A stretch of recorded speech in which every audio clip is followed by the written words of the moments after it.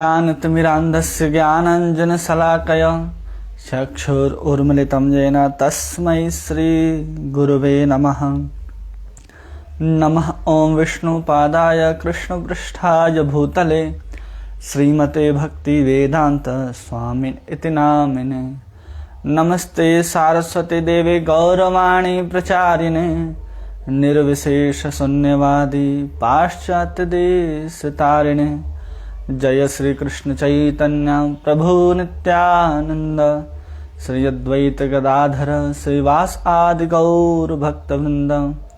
हरे कृष्ण कृष्ण कृष्ण हरे हरे, हरे राम राम राम हरे हरे।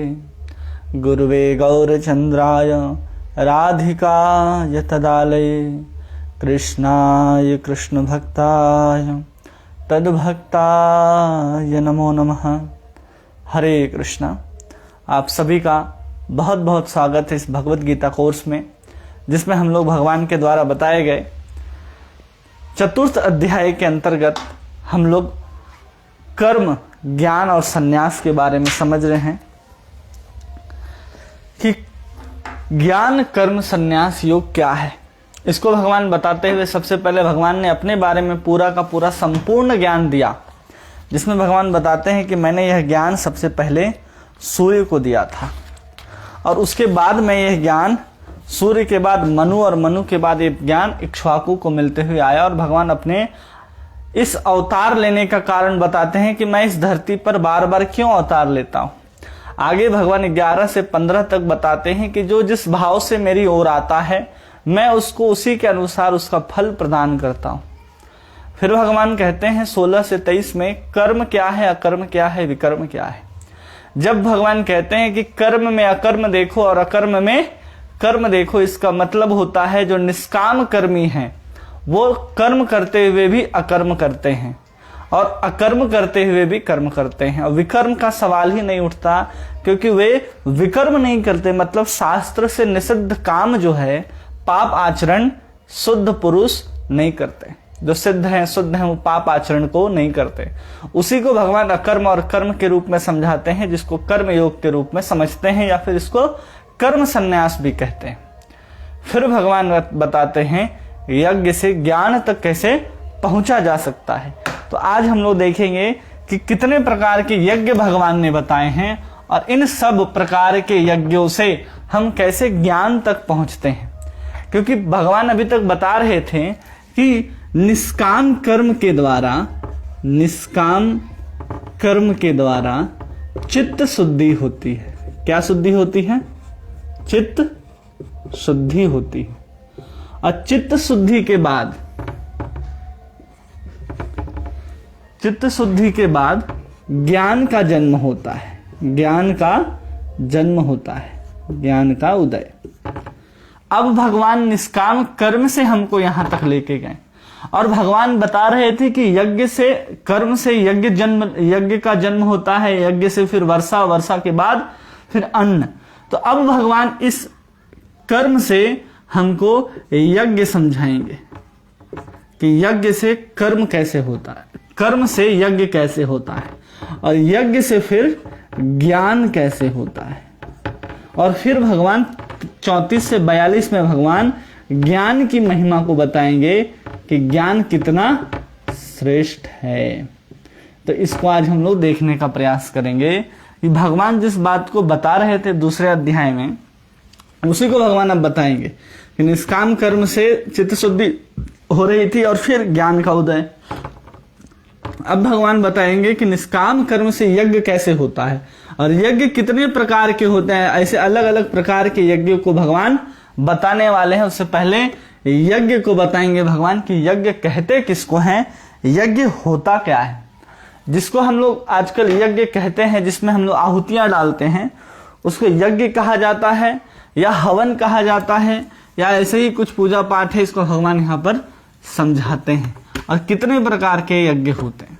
हम सोचते हैं सिर्फ आहुति डालना आग में, वही एक प्रकार का यज्ञ है, लेकिन भगवान उसके आगे भी, भगवान उसके पूर्व भी, जो हम नित्य नैमित्तिक कर्म में करते हैं, मतलब रोज जो हम लोग करते हैं, उसको भी हम कैसे यज्ञ के रूप में पूरा कर सकते हैं, उस चीज को भगवान यहाँ पर संपूर्ण रूप से बताएंगे।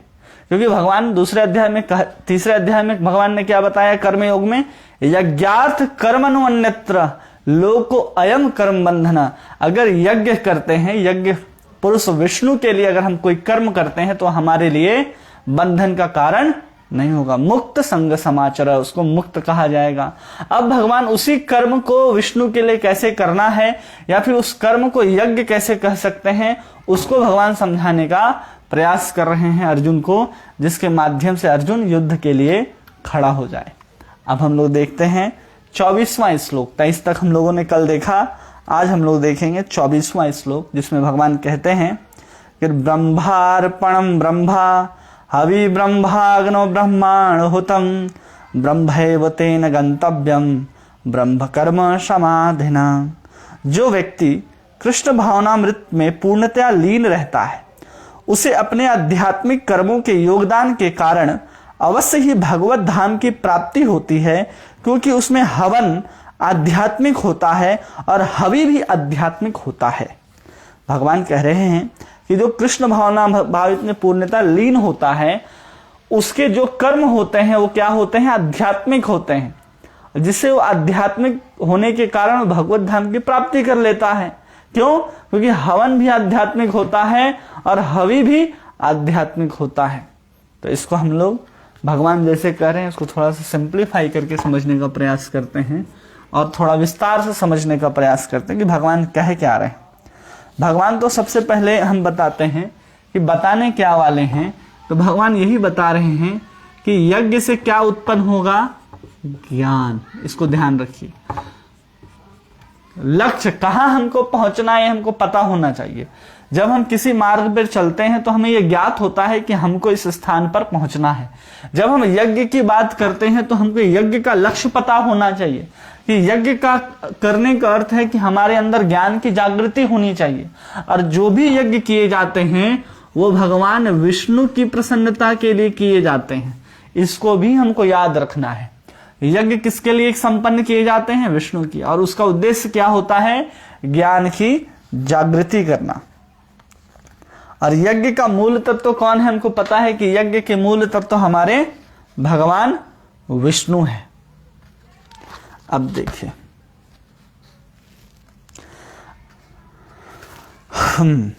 यज्ञ किसको कहा जा रहा है, तो यहां पर यज्ञ की परिभाषा को अगर समझते हैं तो हमारे आचार्य यज्ञ की परिभाषा बताते हैं कि जो भी जड़ कार्य है, कौन सा कार्य है, जड़ कार्य।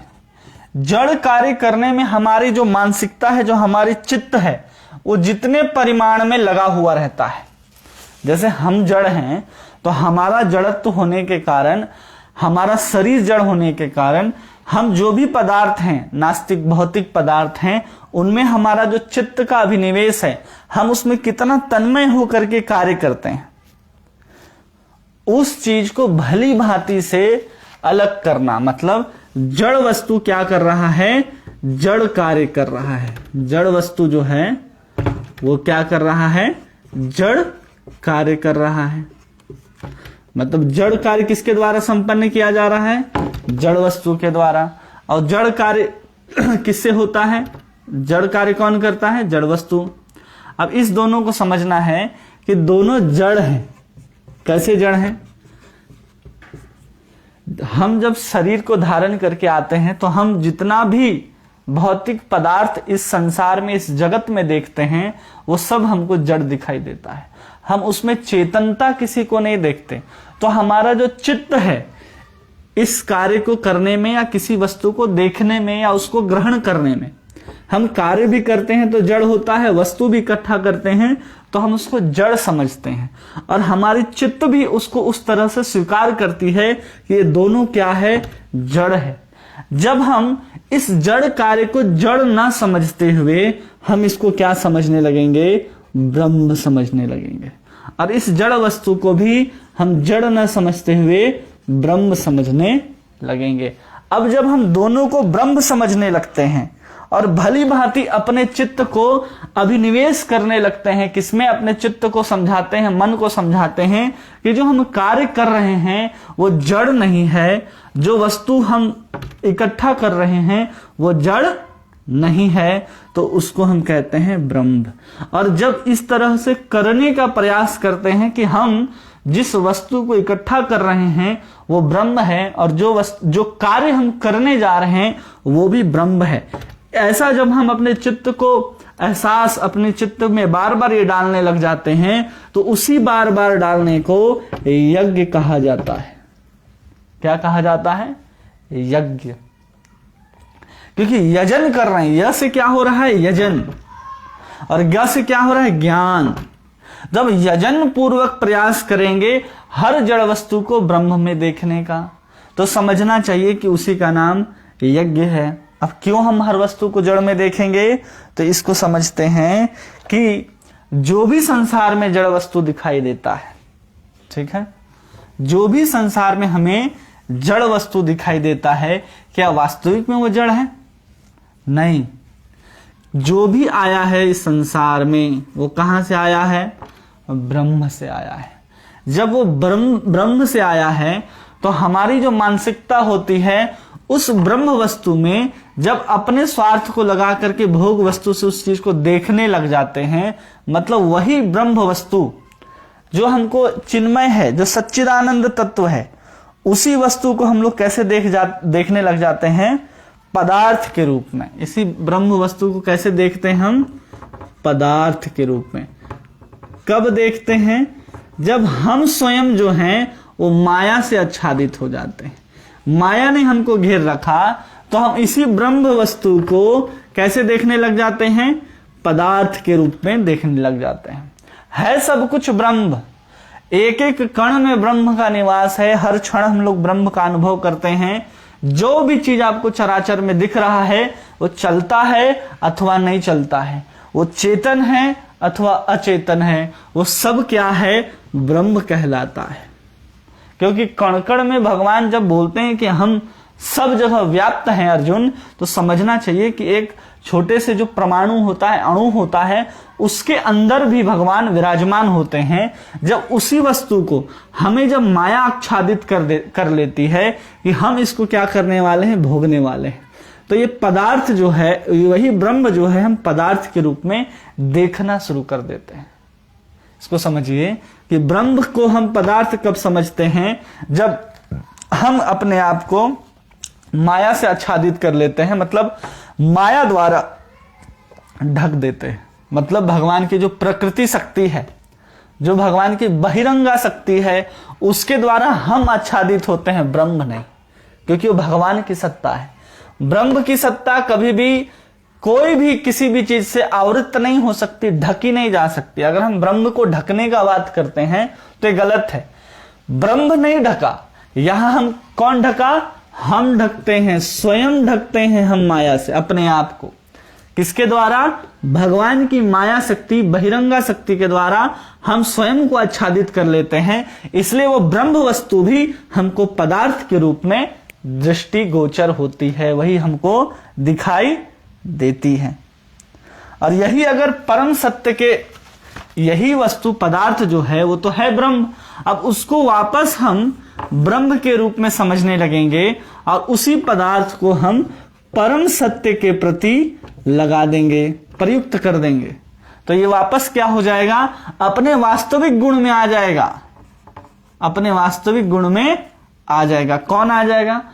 पदार्थ। और इसी पदार्थ को परम सत्य के निमित्त करके हम जिस चीज को समर्पण करते हैं, अर्पण करते हैं, आहुति के रूप में डालते हैं, उसी को यज्ञ कहते हैं। उसी को क्या कहते हैं? यज्ञ कहते हैं।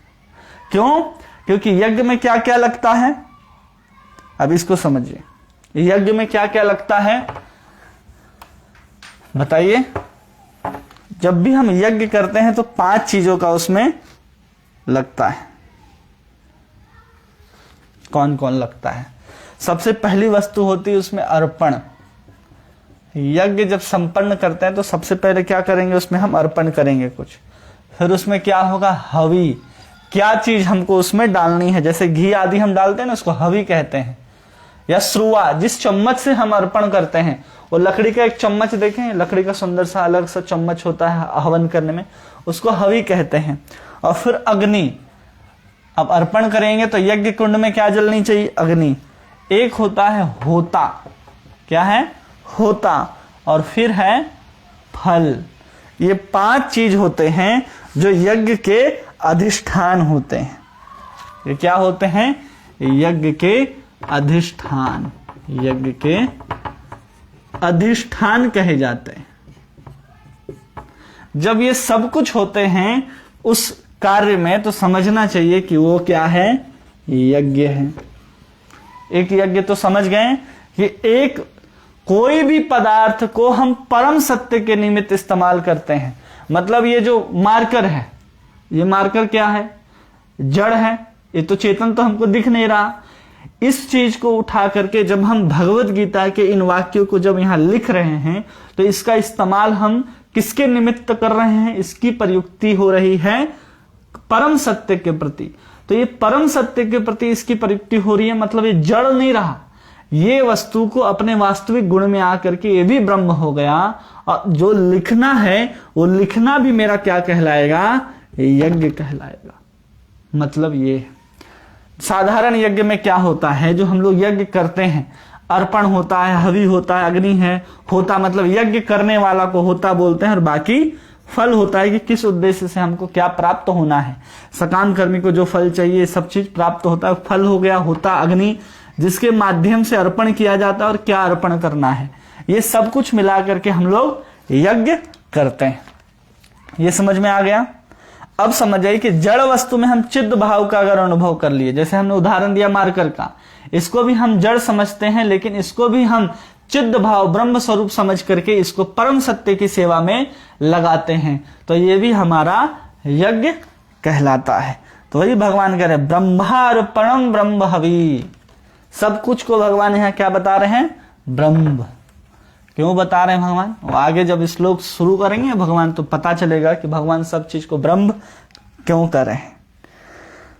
और फिर बताते हैं कि ऐसा करने से क्या होगा कि ब्रह्मार्पणम ब्रह्म तेन गंतव्यम ब्रह्म कर्म समाधिना, क्योंकि हवन आध्यात्मिक होता और हवि भी आध्यात्मिक होता है। तो क्या करना है? हमको कर्म को, हम साधारण कर्म करते हैं, उसको भी क्या स्वरूप बनाना है? ब्रह्म के स्वरूप बनाना है। और अगर हम कर्म को ब्रह्म स्वरूप बनाते हुए चित्त रूपी समाधि में अर्पण करेंगे, ये हो गया हमारा अर्पण करने का वस्तु। और इसको डालना किस में है? जैसे अग्नि में डालते हैं, तो कर्म को हमको किस में डालना है? चित्त रूपी अग्नि में। कब? जब हम कर्म को कर्म वस्तु ना समझ के, जड़ वस्तु ना समझेंगे, इसको भी ब्रह्म स्वरूप समझते हुए कर्म में ही चित्त रूपी समाधि में हम इसको डाल सकते हैं। किसको? कर्म में। तो समस्त कर्म जो है अनुष्ठान यज्ञ के रूप में करते हैं। कौन? जब हम ऐसा करते हैं, कर्म को हम ब्रह्म समझ गए और उसके बाद अपने चित्त रूपी समिधा अग्नि में, समाधि समिधा समझते हैं, आग में क्या करते हैं? डालते हैं। और ऐसे समस्त अनुष्ठान जो समस्त कर्म है उसको यज्ञ के रूप में करते हैं। तब क्या होता है कि तब सब ब्रह्म होता है और गति भी ब्रह्म होती है। मतलब हम कर्म को भी ब्रह्म समझ रहे हैं और चित्त रूपी समिधा में, समाधि में उस चीज को अर्पण कर रहे हैं। किसको अर्पण कर रहे हैं? कर्म को। तो वही कह रहे हैं यहां पर ब्रह्म कर्म समाधिनः, उस कर्म को ब्रह्म समझते हुए चित्त रूपी अग्नि में, मतलब समाधि में क्या करते हैं? हम अर्पण करते हैं। तो यहां ब्रह्म भी, कर्म भी ब्रह्म हो गया। और समाधि में व्यक्ति कब होता है? तुरीय अवस्था के बाद जब समाधि अवस्था में व्यक्ति पहुंचता है, तो उस समय कर्म को वो किस में डाल रहा है? समाधि रूपी अग्नि में डालता है, या चित्त रूपी, जो अपने से संयमित कर लिया है और अपने चित्त को निरंतर भगवान कृष्ण में, भगवान विष्णु में उसने क्या किया है? लगा दिया है। तो जो भी कर्म करता है वो ब्रह्म स्वरूप होता है और उसका गति भी अंत में क्या होता है? ब्रह्मैव तेन गंतव्यम, उसकी गति भी क्या होती है? ब्रह्म होती है। ये भगवान इस श्लोक में बता रहे हैं। और भौतिक, और प्रभुपाद जी इस तात्पर्य में लिखते हैं कि भौतिक कल्मश व्यक्ति को कार्य को भौतिक वातावरण में करना होता है और उससे बाहर आना चाहता है। जैसे कि अगर हम यज्ञ की बात करें तो जो भी वस्तु हमको दिखाई दे रही है वो तो पदार्थ ही है ना, सब कुछ पदार्थ है हमारे लिए। क्यों पदार्थ है? क्योंकि हम क्या हैं? देहात्म बुद्धि में हैं। हम अपने आप को शरीर समझ रहे हैं और ये शरीर जड़ है और शरीर को प्राप्त होने वाले समस्त वस्तु भी जड़ है। अब इस देहात्म बुद्धि वाले को हमको क्या करना है? धीरे धीरे आगे बढ़ाना है। तो हम उसको नहीं बोल सकते कि तुम पदार्थ को छोड़ दो और आत्मा को पकड़ लो। तो भगवान डायरेक्ट उसको छोड़ने की बात भी नहीं कर रहे। तुम उस पदार्थ को पकड़ो, लेकिन उसका इस्तेमाल किसके लिए करो? उसका इस्तेमाल तुम परम सत्य के लिए करो, मतलब कृष्ण के लिए सब चीज का इस्तेमाल करो। जैसे साधारण से साधारण वस्तु को हम ले करके आए और उसको हम ब्रह्म समझते हुए कृष्ण के लिए इस्तेमाल करते हैं, तो समझना चाहिए हम क्या कर रहे हैं? कर्म करते हुए भी हम यज्ञ कर रहे हैं। जैसे उदाहरण देते हैं कि पदार्थ से ही हमको देहात्म बुद्धि से बाहर निकलना है। क्योंकि देहात्म बुद्धि हमारे ऊपर कैसे आया? क्योंकि इसके ऊपर माया का आवरण चढ़ा है, माया का आवरण। और माया किस चीज से ढकती है हमको? अहंकार से, मन से, बुद्धि से और फिर पदार्थ से ढकती है। अब हम कहें कि तुम बाहर निकलो तो ये संभव नहीं है। कैसे? जैसे पानी है और यहां पर धूल है।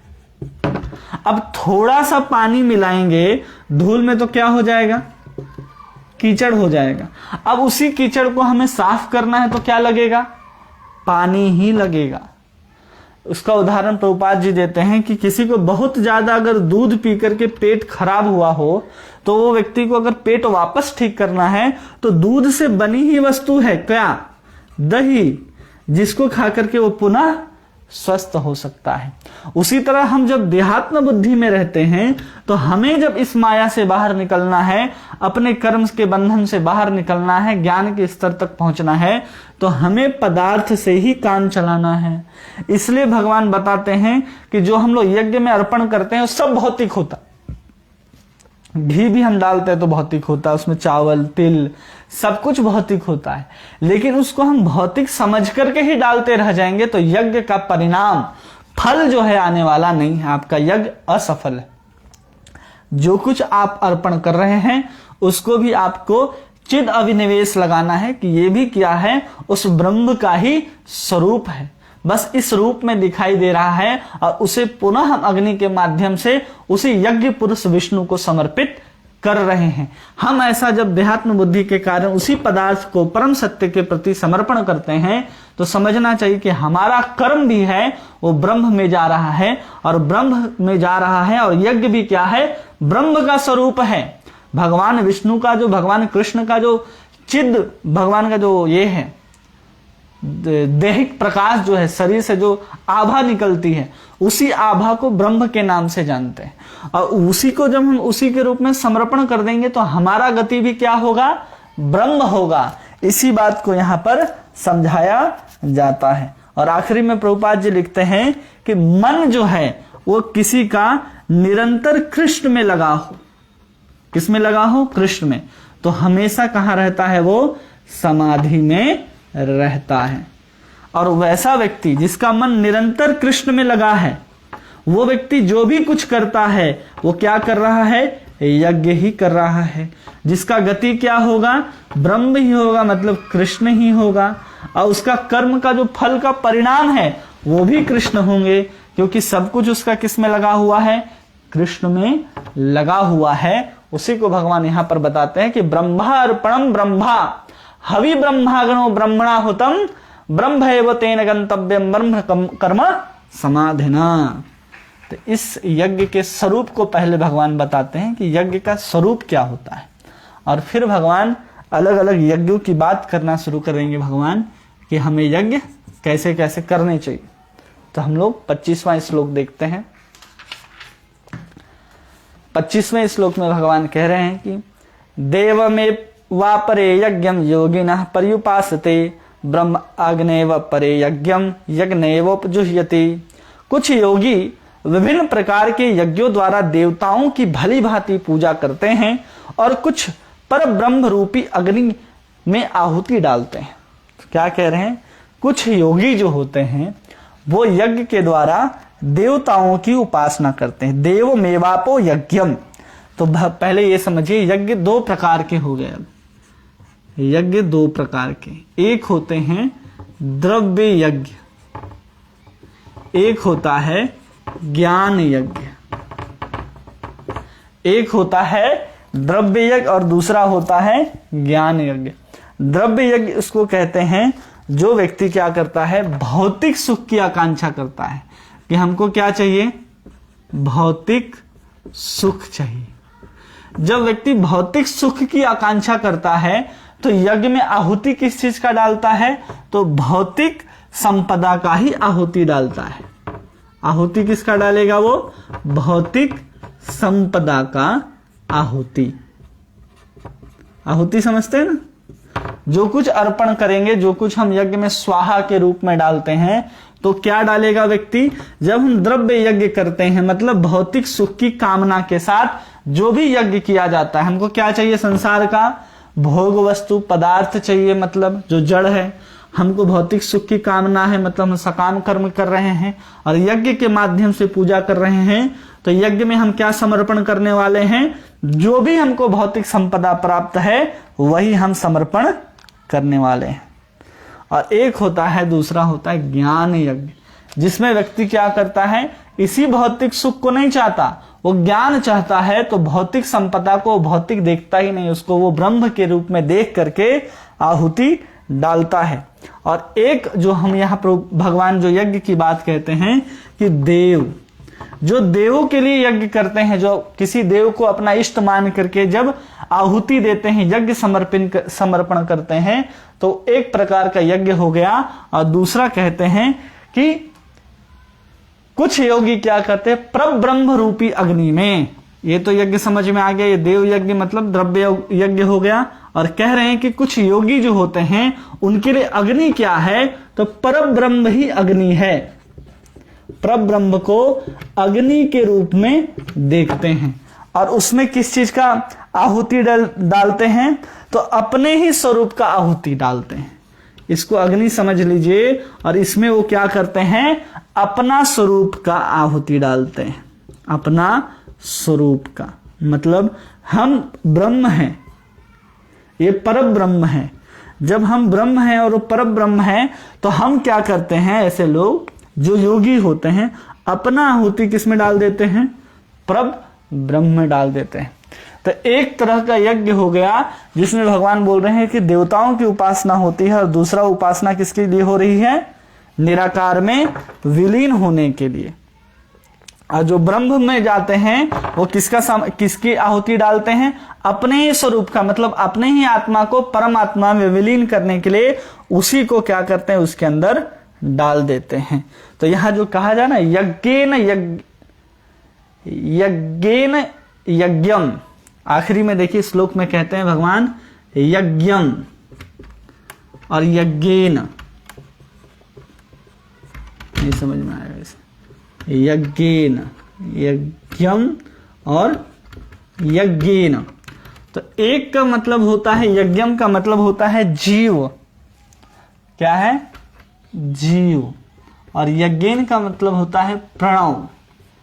तो इसका अर्थ हो गया कि ब्रह्मा अग्नि परम यज्ञम यज्ञ नेवम जुह्यति, मतलब उस परब्रह्म रूपी में प्रणव के माध्यम से जीव अपनी आहुति डालता है। मतलब ओम, इस शब्द के द्वारा जीव क्या करता है, मतलब ये ब्रह्म क्या करता है, परब्रह्म रूपी में अपनी आहुति को डालता है। क्योंकि बिना मंत्र का, बिना प्रणव का हम आहुति नहीं डालते, तो उस चीज को कहा जा रहा है कि ब्रह्म जो है, जीवात्मा जो है, जो निराकारवादी निर्विशेषवादी हैं, उनके लिए बात है कि वो अपनी ही आहुति डाल देते हैं, किसमें, ब्रह्म में।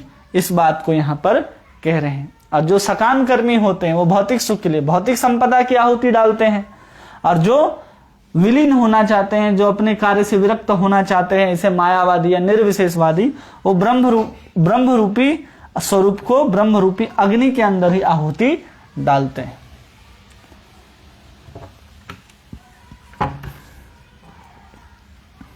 यज्ञ कुंड बनता तो अच्छा होता है। यज्ञ कुंड सब कोई देखे ना, उसके अंदर अग्नि जलते रहता है, तो उस यज्ञ कुंड को ही भगवान अलग अलग रूप से आगे बताएंगे, और उसमें हम क्या समर्पण कर रहे हैं उसी हिसाब से उसको यज्ञ की परिभाषा देते जाएंगे कि इतने प्रकार के यज्ञ होते हैं। तो भगवान आगे 26वें श्लोक में कह रहे हैं, श्रोत्रादीनेन्द्रियाण्य अन्य संयमित अग्निषु जुह्यति शब्दादि विषयान्य इंद्रिया अग्निषु जुह्यति। इनमें से कुछ विशुद्ध ब्रह्मचारी श्रवण आदि क्रियाओं तथा इंद्रियों को मन के नियंत्रण रूपी अग्नि में स्वाहा कर देते हैं, तो दूसरे लोग नियमित गृहस्थ इंद्रिय विषयों को इंद्रियों की अग्नि में स्वाहा कर देते हैं। अब यहां पर भगवान कह रहे हैं कि श्रवण आदि क्रिया को मतलब नियंत्रण करके, जो अपना श्रवण है, श्रवण आदि क्रिया है मतलब विषय है, विषय को हम क्या कर रहे हैं, नियंत्रण कर रहे हैं। श्रवण आदि मतलब यहां समझ जाइए, सुनना, देखना, सूंघना, ये सब का बात यहां आदि से भगवान कह रहे हैं। वो क्या करते हैं, अपने इंद्रियों को, वो इस श्रवण आदि के बाद उस इंद्रियों को जिसके द्वारा वो सुनते हैं, इंद्रियों को किस रूपी अग्नि में डालते हैं, तो मन के नियंत्रण रूपी अग्नि में डालते हैं। मन के नियंत्रण रूपी अग्नि में इस चीज को स्वाहा करते हैं। मन के नियंत्रण रूपी अग्नि में, नियंत्रण इस अग्नि में डालते हैं। अग्नि क्या है इनके लिए, मन का नियंत्रण ही अग्नि है, और इंद्रियां और इंद्रियों के विषय जो हैं उनके लिए वही आहुति के समान है। जब व्यक्ति कोई अपने मन को नियंत्रण कर रहा है, क्या कर रहा है, नियंत्रण करने का प्रयास कर रहा है, मतलब उस पूर्ण रूप से मन को नियंत्रण करके इंद्रियों को इंद्रियों विषय में जाने से रोक रहा है, तो समझना चाहिए वो व्यक्ति भी यज्ञ कर रहा है। क्या कर रहा है, यज्ञ कर रहा है। और फिर भगवान कहते हैं, शब्दादिनी विषयान इंद्रियासु अग्निषु जुह्यति।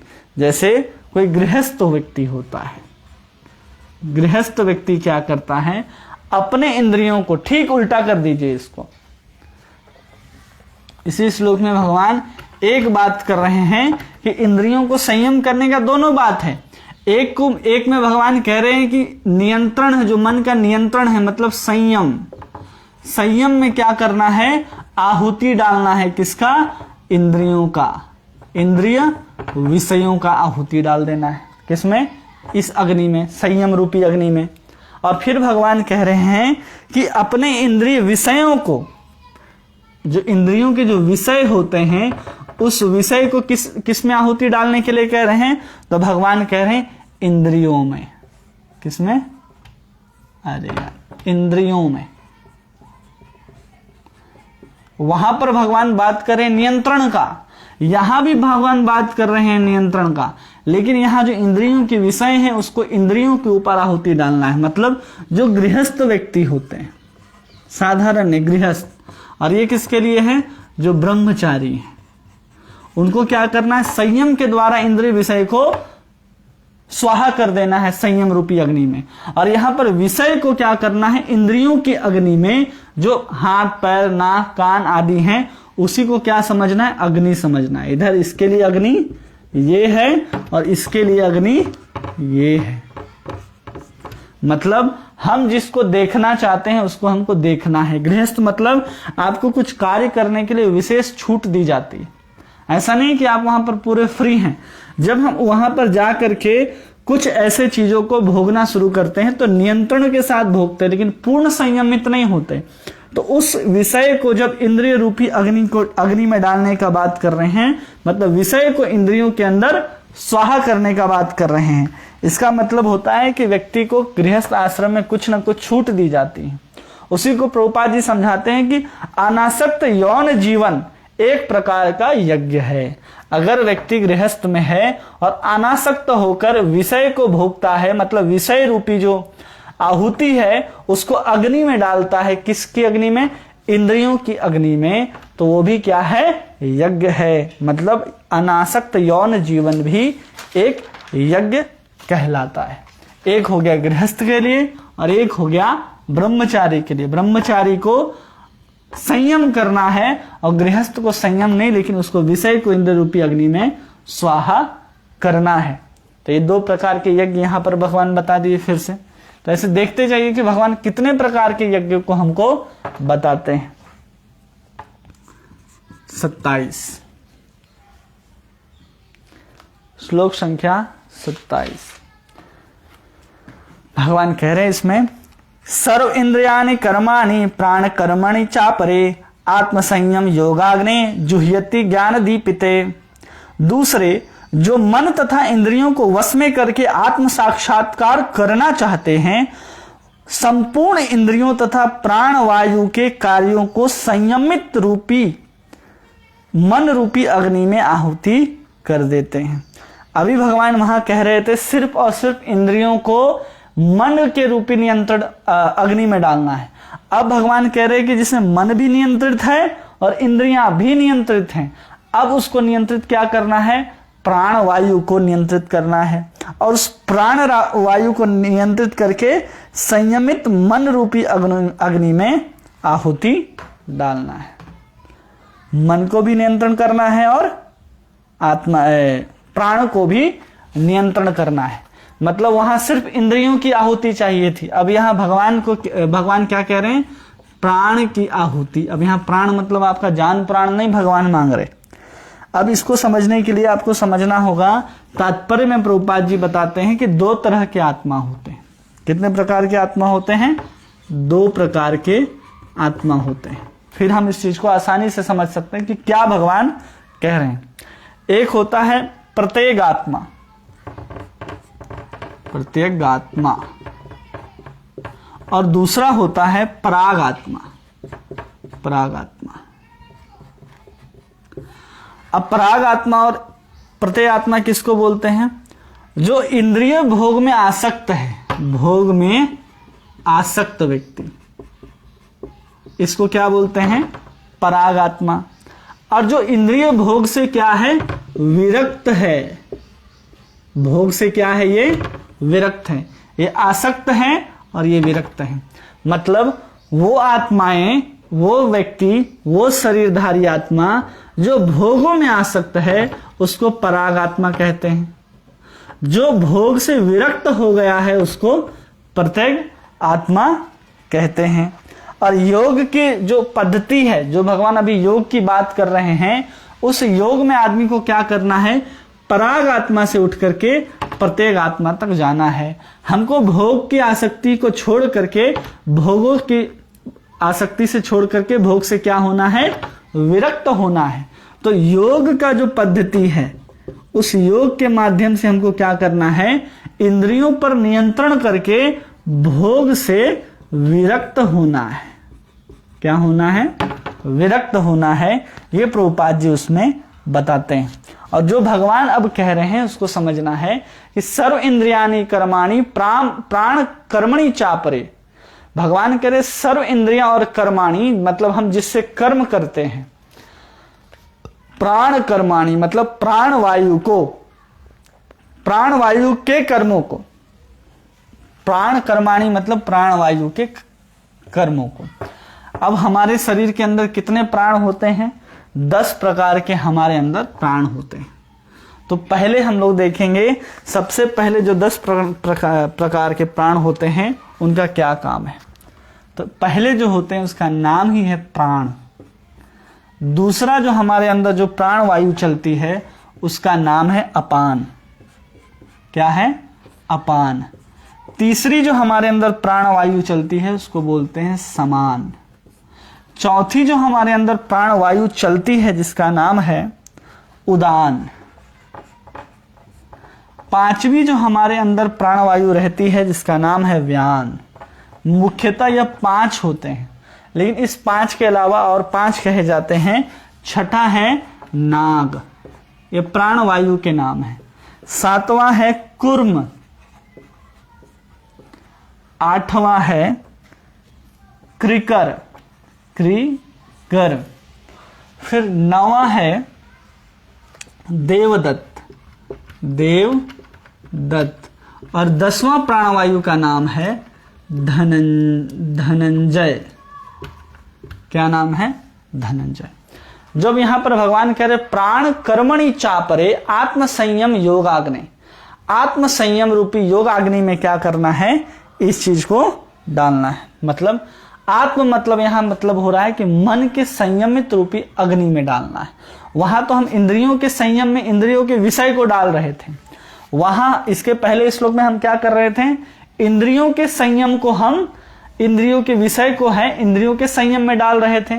मतलब वहां पर इंद्रियों का संयम, इंद्रियों का संयम, ये क्या था? ये अग्नि था पिछले श्लोक में, ठीक है। और अब था, और इसमें हम क्या डाल रहे थे? इंद्रियों के विषय डाल रहे थे। इंद्रियों की विषयों की आहुति हम लोग इसके अंदर डाल रहे थे पिछले श्लोक में। अब भगवान कह रहे हैं कि सिर्फ इंद्रियों का संयम ही नहीं, अब मन की संयम की बात कर रहे हैं भगवान। किसकी बात कर रहे हैं? मन की संयम की बात कर रहे हैं। और उस मन का जो संयम रूपी अग्नि है, उस अग्नि में भगवान इस 10 प्रकार के प्राणों की आहुति को मांग रहे हैं। मतलब सबसे पहले समझना होगा कि हमारे शरीर के अंदर ये 10 प्रकार के प्राण होते हैं, और उस प्राण हमारे अंदर कुछ ना कुछ क्रियाएं चलते रहती हैं। जैसे इस प्राण का कार्य होता है बहिर्गमन। जब व्यक्ति उठता है, चलता है, हिलता है, या कोई भी बाहरी क्रियाओं को करता हुआ जब दिखाई देता है, तो हमें समझना चाहिए वो किसके द्वारा कर रहा है? तो वो इस प्राण के द्वारा कर रहा है, उसके अंदर प्राण है। और अपान का अर्थ है जो वायु जो नीचे की ओर जाती है, नीचे की ओर जो वायु जाती है। मतलब जो कुछ हम खाते हैं और भोजन जिस वायु के द्वारा हमारे पेट से निकल के आंतों में जाता है और फिर बाहर निकलता है, वो इस अपान वायु के द्वारा होता है। मतलब जो नीचे की ओर जाता है। समान वायु हमारे अंदर क्या करता है? संतुलन को बनाता है, संतुलन को। जब हमारे अंदर समान वायु नहीं होगा तो व्यक्ति देखते हैं, जब व्यक्ति को गोल गोल घुमा दिया जाए, गोल गोल घुमरी जब खेलते हैं कोई लोग, उसको फिर स्थिर खड़ा किया जाए तो खड़ा नहीं हो पाता, वो इधर उधर घूमता है। तो उसका समान वायु क्या होता है? उस समय असंतुलित हो जाता है, जिससे वो संतुलन नहीं बना पाता। तो समान वायु जो हमारे शरीर के अंदर बहती है, वो क्या करती है? हमको संतुलन बनाने का कार्य करती है। या फिर जो कुछ भी हम खाते और पीते हैं, उसको कैसे नियंत्रण करना है, कैसे उसको हमको पचाना है, उसका समीकरण क्या होगा। जैसे हम खा भी लेते हैं, पी भी लेते हैं, एक ही बार खाते हैं, एक ही बार पीते हैं, उसको कौन नियंत्रण करता है और अंदर लेकर के जाता है? वो समान वायु के द्वारा ही किया जाता है। और फिर उदान वायु है जो ऊपर की ओर जाती है, ऊपर की ओर जाती है। जब हम डकार लेते हैं, उबासी लेते हैं, तो जो वायु बाहर निकलती है उसको बोलते हैं उदान। वो भी एक शरीर के अंदर रहने वाला एक प्राण है जिसके माध्यम से ये काम करता है। फिर है उव्यान, जो क्या करता है? सर्वत्र घूमता है, हमारे पूरे शरीर में ये वायु घूमता है। उससे क्या होता है? जो हमारे ब्लड सर्कुलेशन जो हमारे शरीर के अंदर चलते हैं, उव्यान वायु के द्वारा ही चलते हैं। यही हमारे हाथ को उठाना, हाथ को गिराना, मतलब ये क्या करता है? प्रसार भी करता है और संकोच भी करता है शरीर में। ऐसे समझिए, हाथ पैर को उठाना, पैर हाथ चलाना, ये काम जो किसका है? व्यान का। ये प्राण है हमारे शरीर में। 10 प्रकार के प्राण हर व्यक्ति के, हर जीव के शरीर में होते हैं। जितने भी शरीर है धारी हैं, मनुष्य शरीरधारी हैं, वो सब के अंदर 10 प्रकार के प्राण होते हैं। और उसके बाद होता है नाग, मतलब उद्गार।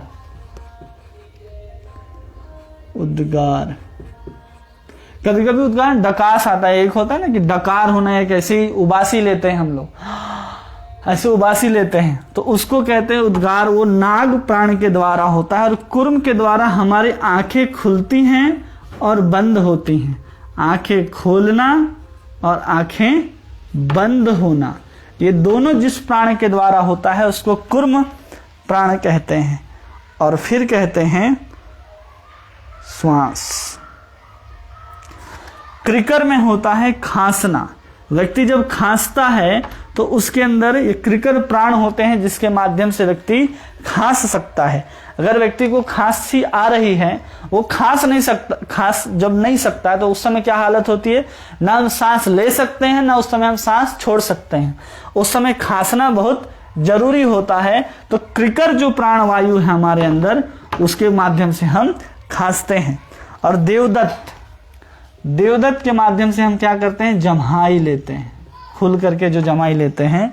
और ये क्या होता है, जब शरीर आत्मा को छोड़ करके चली भी जाती है तो एक धनंजय प्राण वायु होती है, वो शरीर में रहती है, मृत्यु के बाद भी शरीर में रहती है। कब रहती है भाई, तो मृत्यु के बाद भी।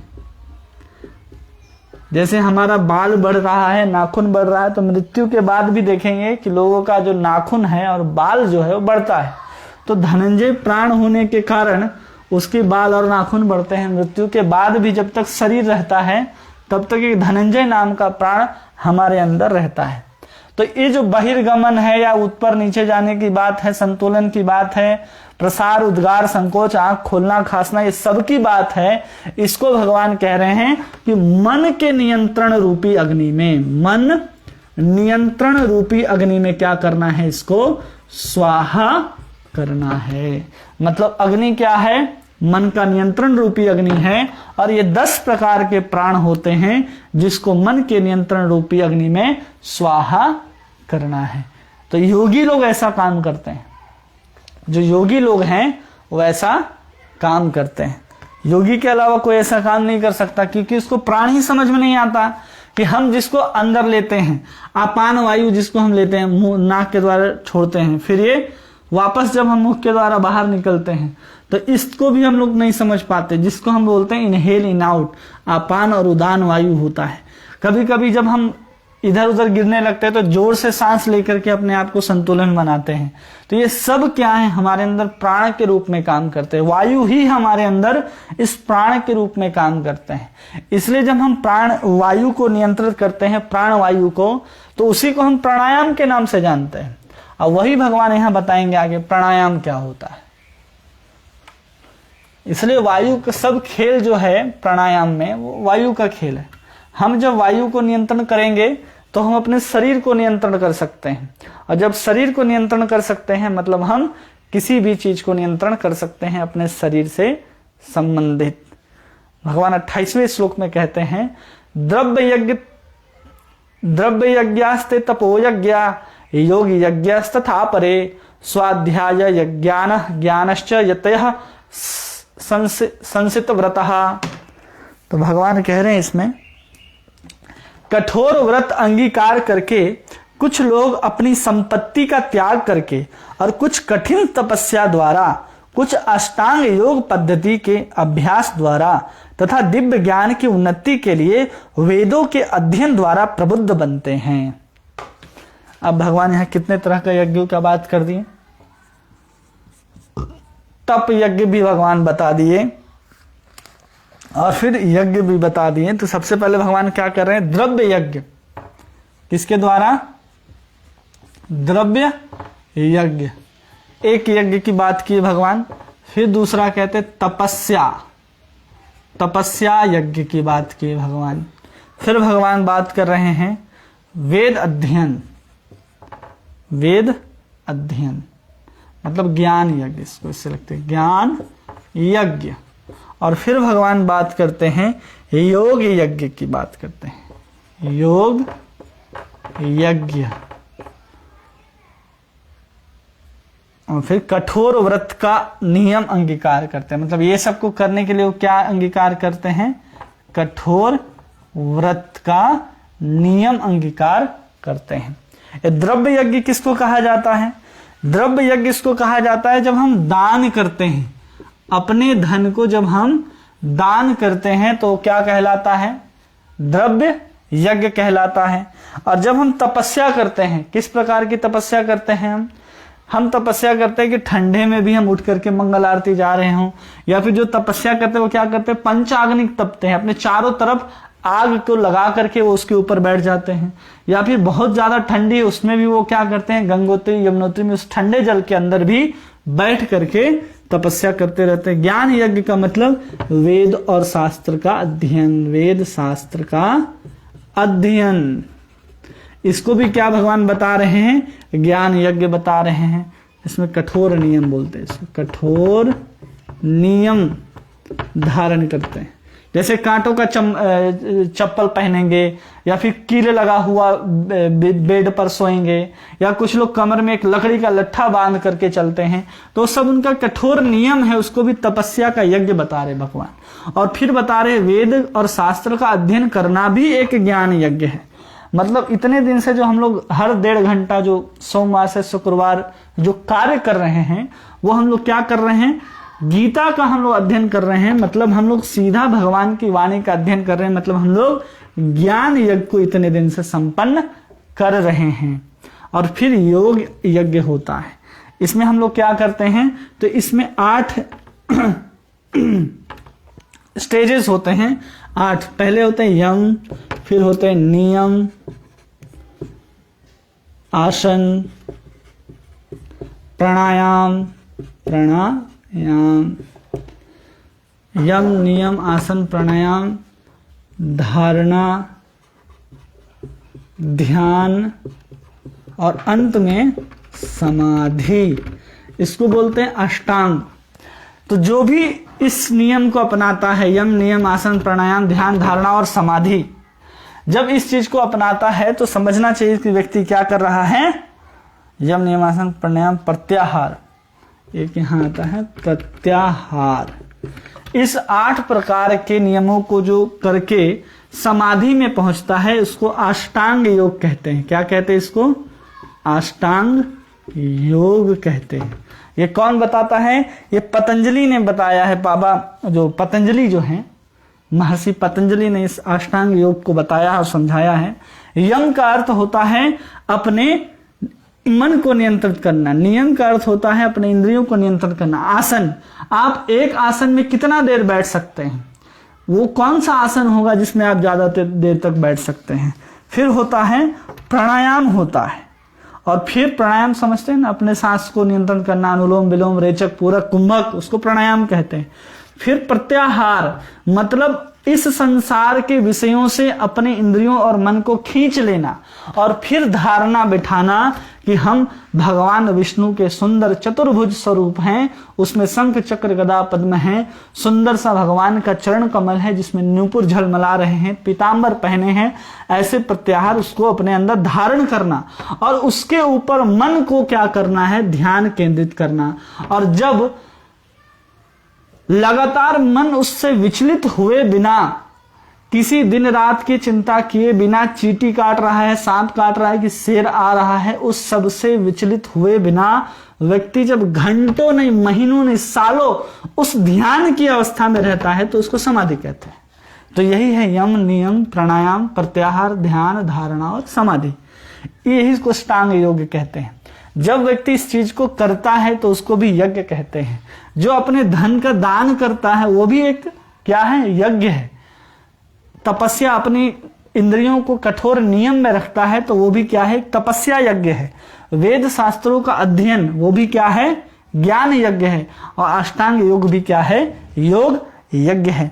इसको कैसे करना है, तो कठोर व्रत लेके करना है। ऐसा नहीं कि हमने एक दिन दान किया, या पूर्णिमा के पूर्णिमा, एकादशी के एकादशी, या फिर कठोर तपस्या कब करेंगे, तो अभी चतुर्मास आ रहा है तो चतुर्मास में करेंगे। और ज्ञान यज्ञ कब करेंगे, तो बहुत सुंदर महीना कब आता है तो उसी समय हम वेदों का या शास्त्रों का अध्ययन करें। ऐसा नहीं है। कठोर व्रत मतलब हमेशा उसको करना चाहिए, तब वो यज्ञ में आएगा। ऐसा नहीं कि महीना में एक बार कर दिए तो यज्ञ हो गया, ऐसा नहीं है। तो ऐसे ही बहुत सारे यज्ञ होते हैं। जैसे द्रव्य यज्ञ में क्या होता है ना, कोई लोग बावलिया बना दिए, कुएं बनवा दिए, धर्मशाले खुलवा दिए, हॉस्पिटल बनवा दिए, तो इस सबको कहते हैं पूत कर्म, जिससे आपको क्या प्राप्ति होगी, पुण्य की प्राप्ति होगी। और दूसरा होता है दत्त कर्म, जिसमें हम शरणागति को, जैसे हम अनाथालय खोले या फिर वृद्धाश्रम खोलते हो तो उसमें जिसका कोई नहीं होता आप उसको शरण देते हैं, तो उसको बोलते हैं दत्त कर्म। मतलब अहिंसा आप नहीं होने देना चाहते, इसको दत्त कर्म बोलते हैं, जिसमें आपको पुण्य मिल रहा है। जैसे आप क्या कर रहे हैं, बावली बनवा रहे हैं, कुआं बनवा रहे हैं, तालाब खुलवा रहे हैं, हॉस्पिटल बनवा रहे हैं, धर्मशालाएं बनवा रहे हैं, इसको बोलते हैं पूत कर्म। और अपने इष्ट के लिए जो भी यज्ञ किया जाता है उसको बोलते हैं इष्ट यज्ञ। तो इतने सारे प्रकार के आपके यज्ञ होते हैं। अब भगवान 29वें श्लोक में देखिए कौन सी यज्ञ की बात करते हैं। श्लोक संख्या 29। हाँ, अपाने जुह्यति प्राणम प्राणो अपान तथा परे प्राण अपान गति रुद्ध्वा प्राणायाम परायण अपरे निहताहारा प्रायाण प्राणेषु जुह्यति। अब भगवान किस चीज की बात कर रहे हैं, अन्य लोग भी जो समाधि में रहने के लिए श्वास को रोके रहते हैं और प्राणायाम वे अपने में प्राण और प्राण में अपने आपान को रोकने का अभ्यास करते हैं, अंत में प्राण आपान को रोक करके समाधि में रहते हैं। अन्य योगी कम भोजन करके प्राण को प्राण में ही आहुति देते हैं। अब भगवान यहां बात किसकी कर रहे हैं कि प्राणायाम निष्ठ आपने जुह्यते प्राणम। तो सबसे पहले भगवान बात कर रहे हैं जो प्राणायाम करते हैं, समाधि में तो नहीं पहुंचे हैं लेकिन अभी क्या कर रहे हैं, वो प्राणायाम करते हैं। अब प्राणायाम कर रहे हैं तो उसमें क्या भगवान बता रहे हैं कि आपान वायु में आपान वायु, आपान वायु हम लोगों ने समझा जो हम लोग ऊपर से नीचे खींचते हैं, मतलब जो श्वास हम लोग लेते हैं, उसमें क्या करना है, प्राण वायु की आहुति देनी है। किसकी आहुति, प्राण वायु की आहुति। अग्नि क्या है इसमें, अग्नि आपान वायु है जिसमें हम लोग प्राण वायु की आहुति देते हैं। और फिर भगवान कह रहे हैं इसमें कि प्राण वायु में अपान वायु। अब प्राण वायु अग्नि बन गया और उसमें किसका आहुति देना है, तो अपान वायु का आहुति देना है। ये भगवान दो बार कह रहे हैं। और फिर भगवान कह रहे हैं कि उसने क्या किया, अपान वायु और प्राण वायु दोनों को नियंत्रित कर लिया। प्राण वायु और अपान वायु दोनों को क्या किया, उसने धीरे धीरे नियंत्रित कर लिया। तो इसी को कहते हैं रेचक। जब हम अपान वायु में प्राण वायु को रोकते हैं, आहुति डालते हैं, तो इसको कहते हैं हम लोग पूरक। और जब हम लोग प्राण वायु में प्राण अग्नि में अपान की आहुति डालते हैं तो इसको कहते हैं रेचक। क्या कहते हैं, रेचक। और फिर दोनों को जब हम नियंत्रित कर लेते हैं तो उसी को कहा जाता है पूरक। तो इसी की भगवान बात करते हैं, पूरक, रेचक और पूरक। और जब हम दोनों को रोकते हैं, पूरक, रेचक और कुंभक, कुंभक में क्या होता है कि हम प्राणवायु जिसको हम ले रहे हैं अपने अंदर, खींच रहे हैं, उसको भी रोक लेते हैं और जो छोड़ रहे हैं उस वायु को भी नियंत्रित कर लेते हैं। और फिर वो व्यक्ति क्या चीज में अवस्थित होता है, समाधि में।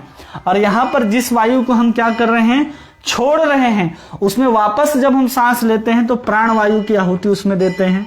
और जब प्राण वायु की आहुति हम अपान वायु में प्राण वायु की आहुति कैसे देते हैं, जब हम सांस ले रहे हैं और पुनः बाहर छोड़ते हैं। हम सब ये चीज करते हैं लेकिन हम नियंत्रण में नहीं करते हैं। मतलब हम अपने प्राण वायु को एक विशेष आयाम नहीं देते। हम सब सांस लेते हैं और सब सांस छोड़ते हैं। 24 घंटा जब से जन्म लिए तब से हम रेचक और पूरक कर रहे हैं, ऐसा ही हम समझते हैं। लेकिन प्राणायाम का अर्थ होता है कि अपने प्राण के जो प्राण वायु का है, वायु का एक आयाम में विस्तार करना, एक आयाम में विस्तार करना, उसको प्राणायाम कहते हैं। हम लोग तो हमेशा सांस ले रहे हैं, जब दौड़ रहे हैं तो जोर से लेते हैं, जब शांत है तो बहुत आराम से सांस लेते हैं। सांस तो ले रहे हैं लेकिन उसका एक विशेष आयाम नहीं होता। विशेष आयाम नहीं होने के कारण हम उसको प्राणायाम नहीं कहते। मतलब जैसे आप प्राणायाम करने के लिए बैठते हैं 5 मिनट, 10 मिनट, 15 मिनट, तो आप सांस को कैसे एक नियंत्रण समय में लेते हैं और एक नियंत्रित समय के साथ उसको छोड़ते हैं। एक नियंत्रित वे से इतनी ही मात्रा में वायु को छोड़ते हैं और उतनी ही मात्रा में वायु को अपने अंदर भरते हैं। उतने ही देर की क्रिया को हम लोग प्राणायाम कहते हैं। दिन भर सांस ले और छोड़ रहे हैं, अपान वायु जा रहा है, प्राण वायु आ रहा है, प्राण वायु आ रहा है, अपान वायु जा रहा है, लेकिन उसको एक विशेष आयाम में करेंगे तो उसी को रेचक और पूरक कहते हैं। और जब दोनों को रोक लेंगे, न सांस लेंगे और न सांस छोड़ेंगे, उसी को कहते हैं कुंभक। और उसी को भगवान कह रहे जब ऐसा व्यक्ति कर लेता है तो व्यक्ति क्या करता है? समाधि में रहता है। लेकिन ये करना हमारे लिए संभव जब नहीं है तो क्या करना है? चुपचाप जो चैतन्य महाप्रभु ने हमको दिया है, हरे कृष्ण कृष्ण कृष्ण हरे हरे, हरे राम राम राम हरे हरे। अब ऐसे समाधि में पार करके हम क्या करने वाले हैं? ज्ञान तक पहुंचने वाले हैं। तो उसी को भगवान आगे कहेंगे कि मामच यो भक्ति यो अभिचारेण भक्ति योगेन सेवते सगुणान सबसित्यान ब्रह्म भूयाय कल्पते। अगर वो सिर्फ भगवान की भक्ति करने लग जाता है, वो तीनों गुणों से, प्रकृति के तीनों गुणों को पार करके ब्रह्म भुवाय कल्पते, वो भगवान के साथ शुद्ध धाम में प्रवेश करने का अधिकारी बनता है। किसके माध्यम से? सिर्फ और सिर्फ नाम से, जो कलयुग का एकमात्र युग धर्म है। तो हमको क्या करना है कि केवल और केवल कीर्तन करना है। इस पूरक, रेचक और कुंभक के चक्कर में हम क्या हो जाएंगे? हमसे सामान्य स्थिति में सांस लेने में आजकल लोगों को परेशानी है, तो इस आयाम के साथ कि ऐसे ही सांस लेना है और ऐसे ही सांस छोड़ना है, वो किसके लिए संभव है? जो प्राणायाम करने वाले हैं उनके लिए। अब भगवान बताते हैं 30वें श्लोक में, सर्वे अप्यते यज्ञविदौ यज्ञ क्षपित कल्मषः यज्ञ शिष्टामृत भूजो यान्ति ब्रह्म सनातनम। ये सभी यज्ञ करने वाले यज्ञों का अर्थ जानने के कारण पाप कर्मों से मुक्त हो जाते हैं। यज्ञों के फल रूपी अमृत को चखकर दिव्य आकाश की ओर बढ़ते हैं। भगवान क्या कह रहे हैं कि जो इस जो सभी प्रकार के यज्ञ हैं, उस यज्ञ करने वालों को भी जानते हैं और यज्ञों के अर्थ को भी जानते हैं। भगवान दोनों की बात कर रहे हैं। जो सभी यज्ञों को जानता है, जो सभी यज्ञों को जानने वाला है, सिर्फ और सिर्फ जो सभी यज्ञों को जान जाता है, वो क्या हो जाता है? सभी पाप से मुक्त हो जाता है, सभी पाप कर्मों से मुक्त हो जाता है। क्यों हो जाता है? हमने पहले समझाया कि यज्ञ किसे कहा जाता है। हम आहुति किसको डालते हैं? हम जिस चीज को जड़ समझकर आहुति डाल रहे थे, अब उसको जड़ नहीं समझना है। अब उसमें छिद अभिनिवेश को लाना है कि वो जो भी वस्तु है वो परमात्मा के द्वारा दिया गया हुआ, प्रदान किया हुआ वस्तु है, वो साक्षात ब्रह्म का स्वरूप है। तो जब हम इस यज्ञ को समझ जाएंगे कि हम जो अपने श्वास को नियंत्रण भी कर रहे हैं तो भी यज्ञ है, हम तपस्या भी कर रहे हैं तो भी यज्ञ है, हम जो चीज वस्तु हमारे पास पहुंचा हुआ है उसको हम किसी को दान दे रहे हैं, सत्य पुरुष को, सत्य व्यक्ति को, तो वो भी यज्ञ है। क्योंकि भगवान आगे सत्पुरुष के बारे में बताएंगे कि तपस्या 3 प्रकार के होते हैं, ज्ञान 3 प्रकार का होता है, दान 3 प्रकार का होता है। हर चीज 3-3 प्रकार के प्रकृति के गुण के आधार पर भगवान बताएंगे कि रजोगुण, सतोगुण, तमोगुण, कौन सा दान श्रेष्ठ है, कौन सी तपस्या श्रेष्ठ है, कौन सी बुद्धि श्रेष्ठ है, किस प्रकार का भोजन श्रेष्ठ है, ये सब भगवान बताने वाले हैं। अभी सिर्फ भगवान बता रहे हैं कि ये सब क्या है? यज्ञ है। ज्ञान यज्ञ, तप यज्ञ, द्रव्य यज्ञ, तपस्या, योग, ज्ञान यज्ञ, सब प्रकार के यज्ञ बताएं। उसमें हमको क्या समझना है? जो भी हम कर रहे हैं वो जड़ पदार्थ नहीं, वो सब क्या है? ब्रह्म है। जब हम ऐसा समझते हुए उस यज्ञ को संपादित करते हैं तो हम सभी यज्ञों के अर्थ को समझ जाते हैं। जब हम सभी यज्ञों के अर्थ को समझ जाते हैं तो हम पाप कर्म से क्या हो जाते हैं? मुक्त हो जाते हैं। और यज्ञ का जो फल है, यज्ञ का जो फल है उसको चखकर हम दिव्य आकाश की ओर आगे बढ़ते हैं। यज्ञ का फल क्या है? ज्ञान है, यह भगवान बताने वाले हैं। तो यज्ञ का जो फल ज्ञान है उसको चख करके हम क्या करते हैं? धीरे धीरे आगे बढ़ते हैं, क्योंकि यज्ञ का उद्देश्य एक ज्ञान भी है और दूसरा है नियंत्रण। अपने मन तथा इंद्रियों पर क्या होना चाहिए? नियंत्रण होना चाहिए। नहीं तो हम क्या करना चाहते हैं? हम यज्ञ के माध्यम से क्या प्राप्त करते हैं? ऐश्वर्य प्राप्त होता है, भौतिक सुख प्राप्त होता है, ज्ञान प्राप्त होता है, और फिर क्या प्राप्त होता है? भगवत धाम भी प्राप्त होता है, भगवत धाम। ये चारों हम प्राप्त कर सकते हैं यज्ञ के माध्यम से, लेकिन डिपेंड करता है कि हमारा यज्ञ किस कामना के साथ कैसे पूर्ण हो रहा है। इसलिए प्रभुपाद जी बताते हैं यज्ञ का उद्देश्य है इंद्रियों का नियंत्रण, और यज्ञ का पराकाष्ठा है जहां हम यज्ञ से ज्ञान को अर्जित कर सकते हैं। इसलिए भगवान जब कह रहे थे तीसरे अध्याय में कि सब कुछ जो यज्ञ है वो कर्म से ही उत्पन्न होता है, तो अब आपको समझ में आ रहा होगा कि कर्म से यज्ञ कैसे उत्पन्न होता है। जब भगवान कह रहे कि इंद्रिय विषयों को इंद्रियों के ऊपर आहुति डाल दो, तो मतलब कोई भी गृहस्थ व्यक्ति जब संतान की उत्पत्ति करता है तो विषय को क्या करता है? इंद्रियों की आहुति डालता है, तो एक सत संतान उत्पन्न होती है। तो वो भी क्या है? यज्ञ है, जिसको हम इंद्रियों के माध्यम से कर्म के द्वारा ही यज्ञ कर रहे हैं। तो उसी कर्म के द्वारा यज्ञ करने की बात हम कह रहे हैं। उसी को भगवान कह रहे हैं कि जो सभी यज्ञ के अर्थ को जानता है वो सभी पाप कर्मों से मुक्त हो जाता है। आगे भगवान कहते हैं 31वां श्लोक में, नायम लोको अस्ति यज्ञस्य कुतो अन्य कुरु सतम। जब हे कुरुश्रेष्ठ, जब यज्ञ के बिना मनुष्य इस लोक में या इस जीवन में ही सुखपूर्वक नहीं रह सकता, तो अगले जन्म में कैसे रहेगा?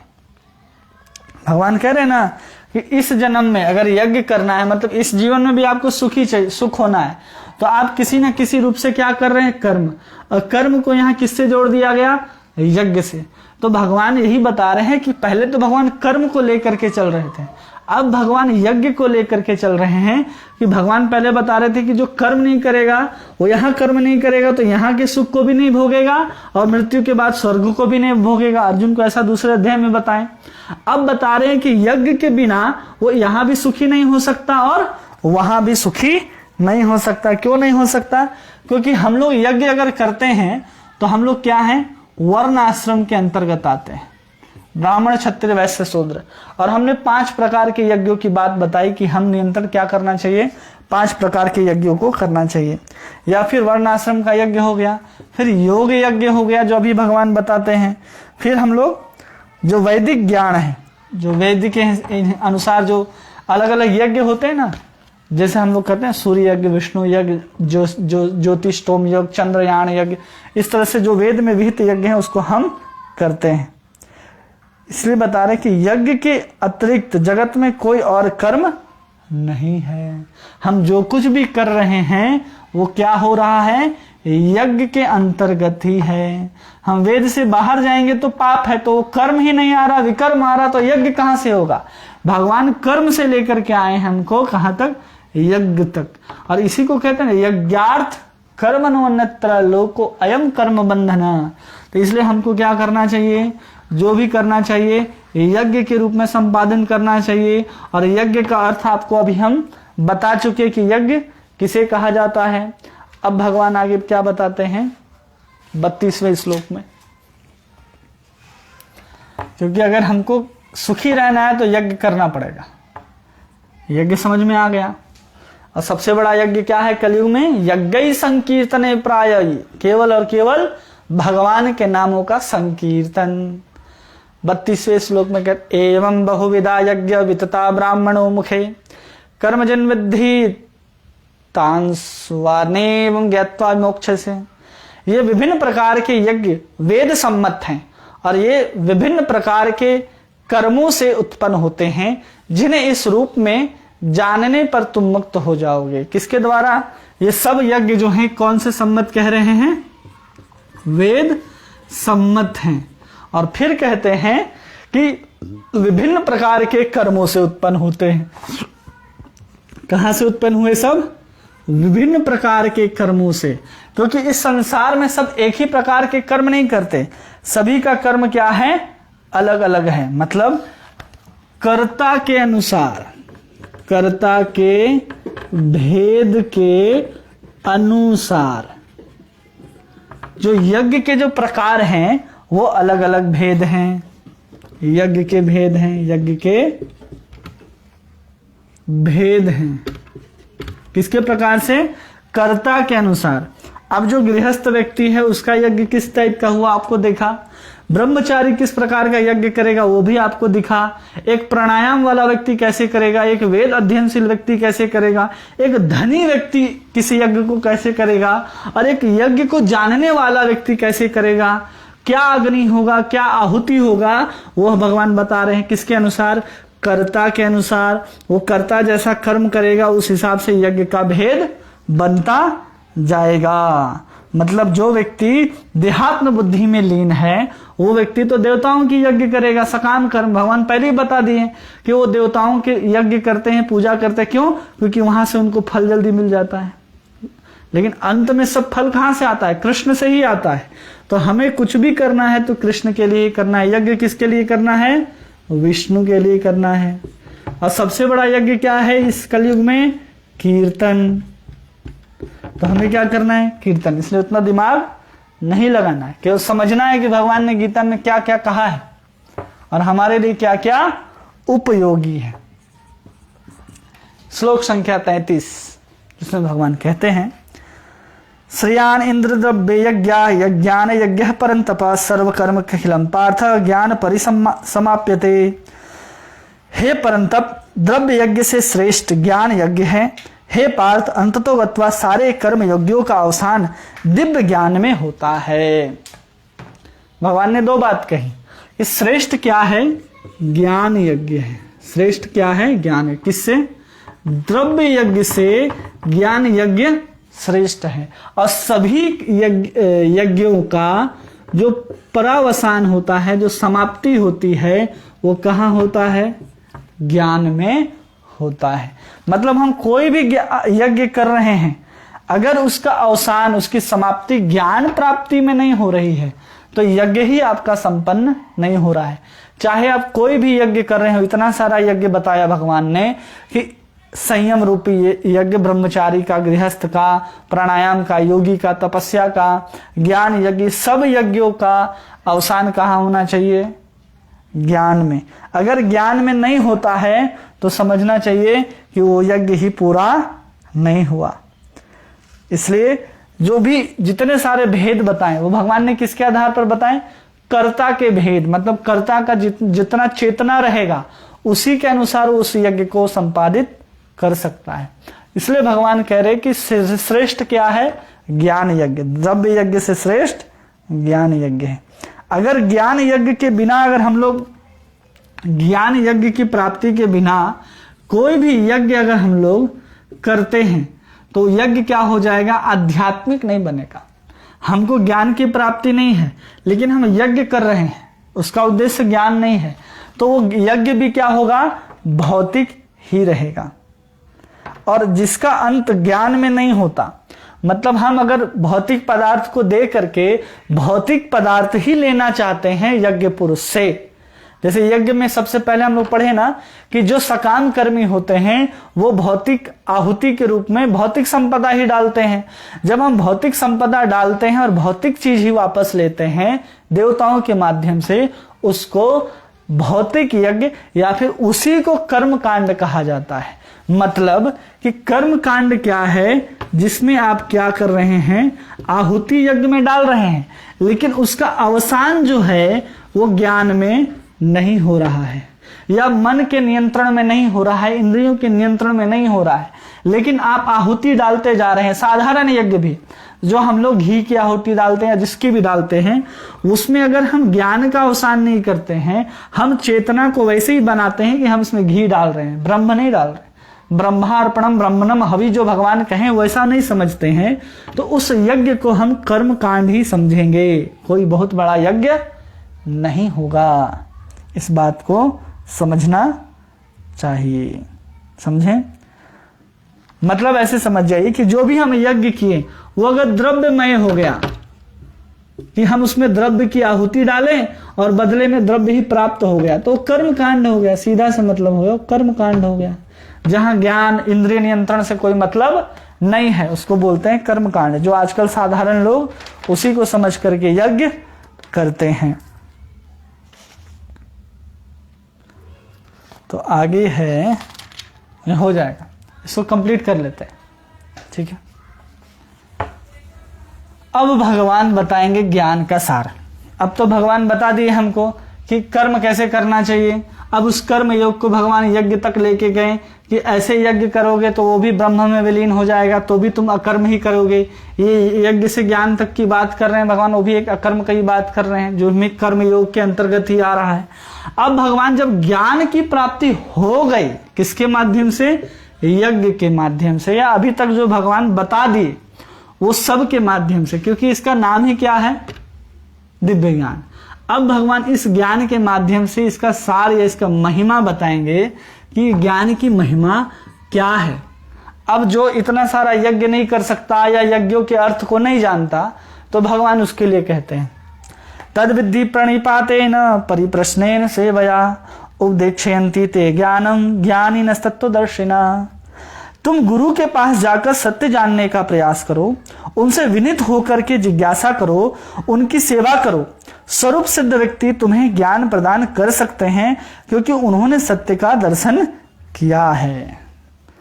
कितना अच्छा बात कर रहे हैं कि तुम तद विद्धि। अब यहां तत् शब्द को समझिए। सबसे पहले तत् मतलब अभी तक जो भगवान ने जिस बारे में वर्णन किया है, मतलब क्या? विभिन्न प्रकार के यज्ञ। एक अर्थ ये, अभी तक भगवान यज्ञ और ये सब कुछ बताएं। दूसरा अर्थ होता है जो ब्रह्म सूत्र में कहा जाता है कि तत् अन्यार्थश्च परामर्शः, उसको क्या कहते हैं? परम तत्व। ब्रह्म सूत्र तत्व का अर्थ लगाता है परमात्म तत्व। अब तत्व विद्धि प्रणिपातेन, किसको जानने के लिए? विद्धि मतलब होता है जानना, तत्व विधि तो जानने के लिए। किसको जानने के लिए? परमात्मा को जानने के लिए। प्रणिपातेन क्या करना चाहिए? प्रणाम करना चाहिए। अब प्रणाम करना चाहिए, किसको करना चाहिए? जो तत्वदर्शी। अब तत्वदर्शी आगे आएगा। तो प्रणाम का अर्थ होता है कि अहंकार शून्य होकर जब हम किसी को नमन करते हैं तो उसी को नमस्कार या प्रणाम कहा जाता है। कैसे करना है उसको? अहंकार शून्य होकर के। आजकल अहंकार इतना बढ़ गया है शरीर के अंदर, मन के अंदर तो है कि नहीं, कि उनका जो शरीर है या कमर है वो घुटने से नीचे झुकता ही नहीं है, तो उसका अहंकार उतना ही शून्य हुआ है। तो उसको कहते हैं प्रणाम। जो अहंकार से शून्य हो गया है और फिर किसी को नमन करता है तो उसको कहते हैं प्रणाम। और फिर कह रहे हैं तत्विद्धि प्रणिपातेन परिप्रश्नेन सेवया। परिप्रश्नेन मतलब जिज्ञासा करना। जिज्ञासा किसके प्रति? परमात्मा तत्व के प्रति। और ऐसा जिज्ञासा करना जो सार्थक हो। ये जाकर के नहीं पूछना कि हमारा गाड़ी, हमारा मोटर, हमारा रोटी, हमारा ये सब कैसे चलेगा। जब हम तत्व दर्शन के पास जाते हैं तो निरर्थक का बात नहीं करना है, और विनीत भाव से। यहाँ तो अहंकार शून्य हो गए, तो अहंकार शून्य होकर के मतलब विनीत भाव से हमको एक तत्वदर्शी के पास जाना है। और क्या करना है? जो कुछ भी वो बताएगा सेवया मतलब सेवा के द्वारा हम उसको साक्षात्कार कर सकते हैं। पहले तो हम यहाँ प्रश्न पूछते हैं ना, जाकर के अहंकार से शून्य होकर के प्रणाम करते हैं, और उसके बाद हम जब उससे प्रश्न पूछते हैं और वो प्रश्न का जब जवाब देता है, उस जवाब को जब हम सेवा करते हैं तो वही सेवा के माध्यम से हम उस जवाब को अनुभव कर सकते हैं, साक्षात्कार कर सकते हैं। इसलिए सेवा अति आवश्यक है। इसी को कह रहे हैं भगवान कि तत्विद्धि प्रणिपातेन परिप्रश्नेन सेवया। अब उपदेक्षयन्ति ते ज्ञानम, वो क्या करेगा? हमको उपदेश देगा। अब उपदेश कैसे देगा वो? अब कोई भी है वो उपदेश कैसे देगा? कि उसने वेदों का अध्ययन किया हो, वेद शास्त्रों का ज्ञाता हो, वेद शास्त्रों को जानने वाला हो, तभी जाकर के आपके प्रश्न को क्या करेगा? उत्तर देगा। अगर आप किसी के पास जाओ और आपकी जिज्ञासाओं को, आपके संशय को मिटा ही नहीं सके, तो वो तत्वदर्शी या वो उपदेशक या तो वो गुरु है ही नहीं। तो वही कहा है उपदेक्षयन्ति ते ज्ञानम। तो यहां एक बात आ रहा है ज्ञानम। ज्ञानम का अर्थ क्या हो रहा है? जो इन सबको पढ़ा हो उसी को यहां पर ज्ञानम कह रहे हैं।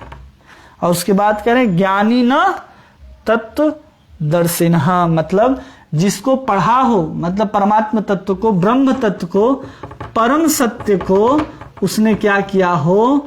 अनुभव किया हो। अनुभव किया हो।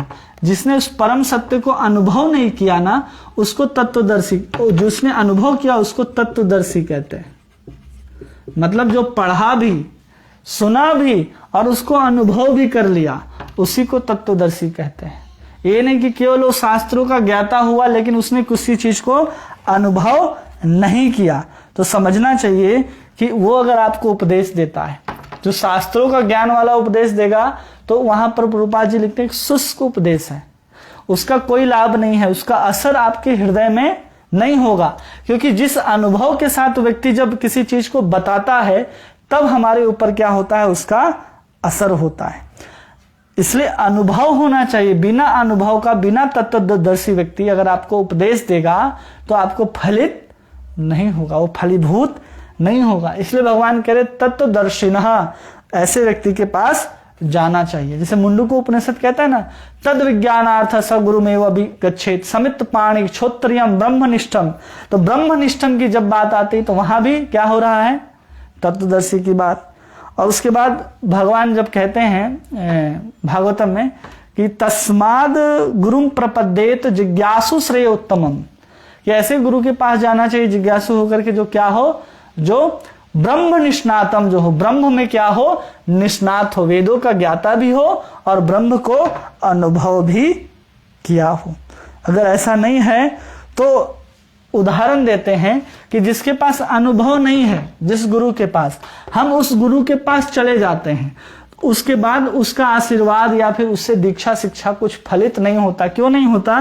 क्योंकि एक गाय है और गाय अगर बांझ हो और हम उसकी कितनी भी सेवा कर लें गाय के बांझ होने के बाद, तो क्या उसके बाद उसका बछड़ा होगा? क्या वो कभी दूध देगी? नहीं। तो जो तत्वदर्शी गुरु नहीं है, जिसने तत्व को अनुभव नहीं किया है, वो बांझ गाय के समान है। उसके पास जाकर के शिक्षा और दीक्षा लेने से कोई लाभ नहीं होता है। ऐसा कहते हैं कि शब्द ब्रह्मपि निष्णातो न निष्णात यदि प्रयदिन श्रम तस्य श्रम को दो हे अनुभव हे तवे। वो बांझ गाय के समान है अगर उस गुरु के पास अनुभव नहीं है। किसका? उस तत्व का। मतलब तत्व क्या है? वो पर ब्रह्म का अनुभव नहीं है। मतलब कोई भी वेद को, शास्त्र को केवल पढ़ करके ज्ञानी नहीं बन सकता। उसको ज्ञान के लिए कहाँ जाना पड़ेगा? गुरु के पास जाना पड़ेगा। इसलिए यहां पर अर्जुन को किसी गुरु के पास जाने की आवश्यकता नहीं है, क्योंकि उसने साधि माम त्वाम प्रपन्नम, जो वंदे विष्णु जगत गुरु, जो भगवान, जो कृष्ण जो है जगत गुरु हैं, उन्हीं के शरण में है। तो अर्जुन को किसी और के पास जाने की आवश्यकता नहीं है। अब हमको अगर कृष्ण को गुरु के रूप में स्वीकार करना है तो हम गीता के माध्यम से ही सीख सकते हैं और समझ सकते हैं कि ये तत्व क्या है। अब उसको अगर हम स्वरूप सिद्ध गुरु के पास जाते हैं, और हम स्वरूप सिद्ध व्यक्ति के पास गए, गुरु के पास गए और वहां से आशीर्वाद लेते हैं, तो हम आध्यात्मिक जीवन में आसानी से आगे बढ़ सकते हैं। अन्यथा वो शुष्क उपदेश होगा जो गूगल के माध्यम से भी हमको प्राप्त हो सकता है। तो यही भगवान यहां बताते हैं, तद विद्धि प्रणिपातेन परिप्रश्नेन सेवया उपदेक्षन्ति ते ज्ञानम ज्ञानिन तत्व दर्शिनः। अब देखिए 35वें श्लोक में भगवान क्या कह रहे हैं।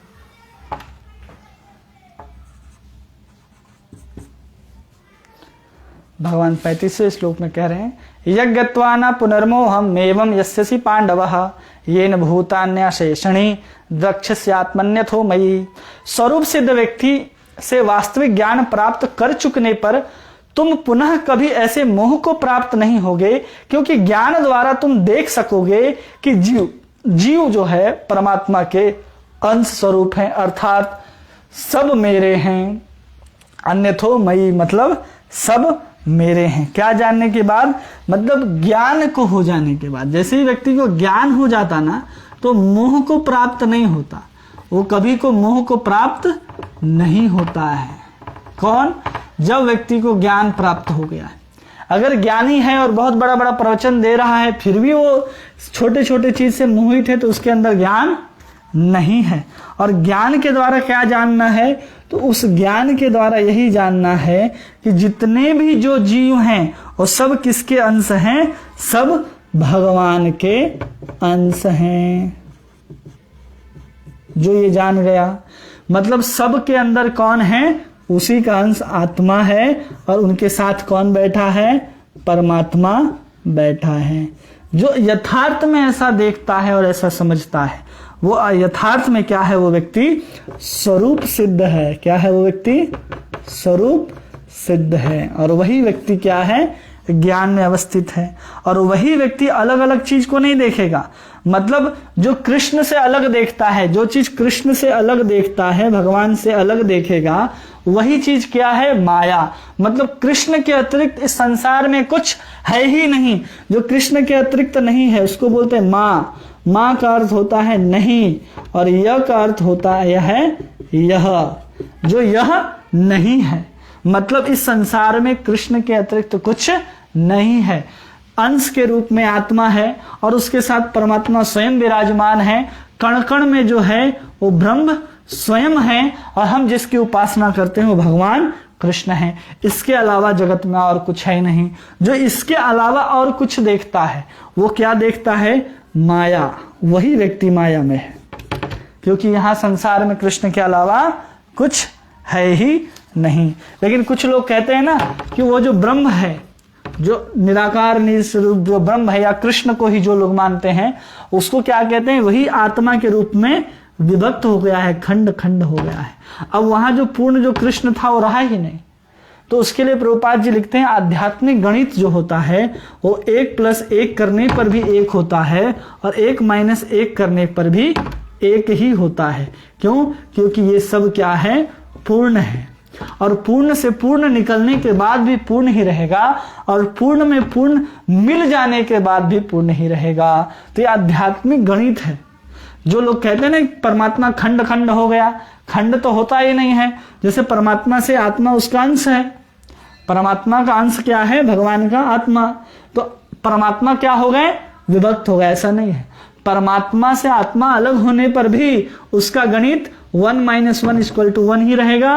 और कोई निराकार व्यक्ति अगर जाकर के उसमें मिल भी जाता है, जो भगवान को ब्रह्म भी समझता है, तो भी उसका गणित 1+ = 1 ही रहेगा। क्योंकि भगवान उतने पर भी क्या है? पूर्ण है। क्योंकि उन्होंने संसार को ऐसे बनाया है। इसी को बोलते हैं पूर्ण ज्ञान। तो व्यक्ति क्या नहीं होता? मोहित नहीं होता। मतलब यहां पर आत्म वस्तु, आत्मा और देह के बीच जो अंतर है वो उसको समझ में आ जाता है ज्ञानी को, कि जो हमको दिखाई दे रहा है वो ब्रह्म का स्वरूप है, बाहरी ढांचा, और अंदर कौन बैठा है?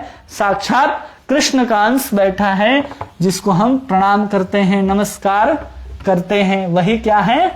कृष्ण है। आगे देखिए 36वें श्लोक में भगवान क्या बताते हैं? अपि चेतसि पापेभ्यो। इसमें 35वें श्लोक में, हाँ 35वें श्लोक में भगवान ये भी बता रहे थे कि इन सबको देखता है वो मुझे ही देखता है। और जब भगवान बात कर रहे हैं कि स्वरूप सिद्ध, तो तात्पर्य में प्रभुपाद जी लिखते हैं कि मुक्ति हित्वा अन्यथेन रूपेण स्वरूपेण अवस्थिता, कि अपने स्वरूप में अवस्थित हो जाना। मतलब हम जान जाते हैं कि हम कौन है? कृष्ण के अंश हैं। और अंश होने के कारण हमारा कर्तव्य क्या है? कि हम कृष्ण के क्या हैं? दास हैं, नित्य दास हैं। और जब हम अपने आप को कृष्ण के नित्य दास के रूप में समझ लेते हैं, तो समझना चाहिए कि हमने अपने स्वरूप सिद्धि की अवस्था को प्राप्त कर लिया है। अब भगवान 36वें श्लोक में कहते हैं, अपि चेदसि पापेभ्यो सर्वेभ्यो पाप कृतम सर्व ज्ञान पूर्वनेव वर्जनीम संतिरस्यसि। यदि तुम समस्त पापियों में से भी सर्वाधिक पापी समझा जाए तो भी दिव्य ज्ञान रूपी नाव में स्थित होकर तुम दुख के सागर को पार करने में समर्थ होगे। भगवान कह रहे हैं क्या, अपि चेदसी, मतलब पापियों में भी क्या भगवान बोल रहे हैं, पापियों का भी बाप, पापियों का भी बाप अगर तुम हो तो जो ज्ञान रूपी जो नाव है, उस दिव्य ज्ञान रूपी नाव से तुम क्या करोगे, चढ़ जाओगे। तो इस संसार का जो दुख है, इस संसार का जो दुख है, उस समुद्र से क्या करोगे, तुम पार कर जाओगे। अर्थात अपने पाप रूपी समुद्र से तुम क्या कर जाओगे, पार कर जाओगे। कैसे कर जाओगे, केवल और केवल तुम्हारे पास ये ज्ञान आ गया तब। अब अपि चेत का मतलब यहां भगवान ने बहुत पापी हो तो भी तुम पार कर जाओगे। तो उसमें समझना चाहिए कि यहां भगवान क्या बता रहे हैं, ज्ञान के फल को बता रहे हैं। इसलिए भगवान यहां पर कह रहे हैं कि तुम इस पाप के समुद्र से पार कर जाओगे अगर तुम बहुत पापी हो तो भी। तो हमें देखना है कि हम बहुत पापी हैं, तो हमें इस दिव्य ज्ञान का, इस जो भगवान ने जो ज्ञान दिया है कर्म का, यज्ञ का, उसको समझ करके हम लोग पार हो जाएंगे। और भगवान फिर कैसे पार होने की बात कर रहे हैं, तो बहुत सुंदर उदाहरण देते हैं भगवान 37वें श्लोक में कि कैसे पाप से पार हो जाओगे भाई। तो भगवान कहते हैं, यथा यधांसि सम्मिद्धो अग्नि भस्मसात कुरुते अर्जुन, ज्ञान अग्नि सर्वकर्माणि भस्मात् सकुरुते यथा। जैसे प्रज्वलित अग्नि ईंधन को भस्म कर देती है, उसी तरह हे अर्जुन, ज्ञान रूपी अग्नि भौतिक कर्मों के समस्त फलों को जलाकर राख कर देती है। जैसे ईंधन, आग क्या करता है, आग, यहां भगवान ने कहा आग और इधर भगवान ने कहा ईंधन। ईंधन, अब ईंधन क्या करता है, आग क्या करता है, ईंधन को जला करके भस्म कर देता है। अब भगवान आग का उपमा किसको दे रहे हैं, ज्ञान को। जब ज्ञान रूपी अग्नि क्या करती है, हमारे ईंधन मतलब जितने भी कर्म के फल हैं उन सबको क्या करती है, जला देती है। क्या, कौन जलाता है भाई, तो ज्ञान जलाता है। कैसा ज्ञान जलाता है, तो जो व्यक्ति के शुद्ध अंतःकरण में उत्पन्न हुआ ज्ञान है वही ज्ञान, सब ज्ञान नहीं, जो व्यक्ति के शुद्ध अंतःकरण में उत्पन्न हुआ हो। ऐसा नहीं कि वो पापी से पापी व्यक्ति हो और यज्ञ के माध्यम से ज्ञान आ गया, यज्ञ से पहले शुद्धिकरण भी होना चाहिए। लेकिन भगवान बता रहे हैं यज्ञ की महिमा, ज्ञान की महिमा, उसको बताते हुए भगवान इसके पिछले श्लोक में अपि चेदसी पापेभ्यो भगवान ने कहा। अब भगवान बता रहे हैं कि ज्ञान जो है आग के समान है, जो समस्त कर्म फलों को जला देगी। जैसे आग ईंधन को जला देती है, लेकिन ज्ञान कहाँ उत्पन्न होना चाहिए, तो उसमें आचार्य बताते हैं कि शुद्ध अंतःकरण में वो ज्ञान उत्पन्न होना चाहिए। और उसमें कह रहे सर्व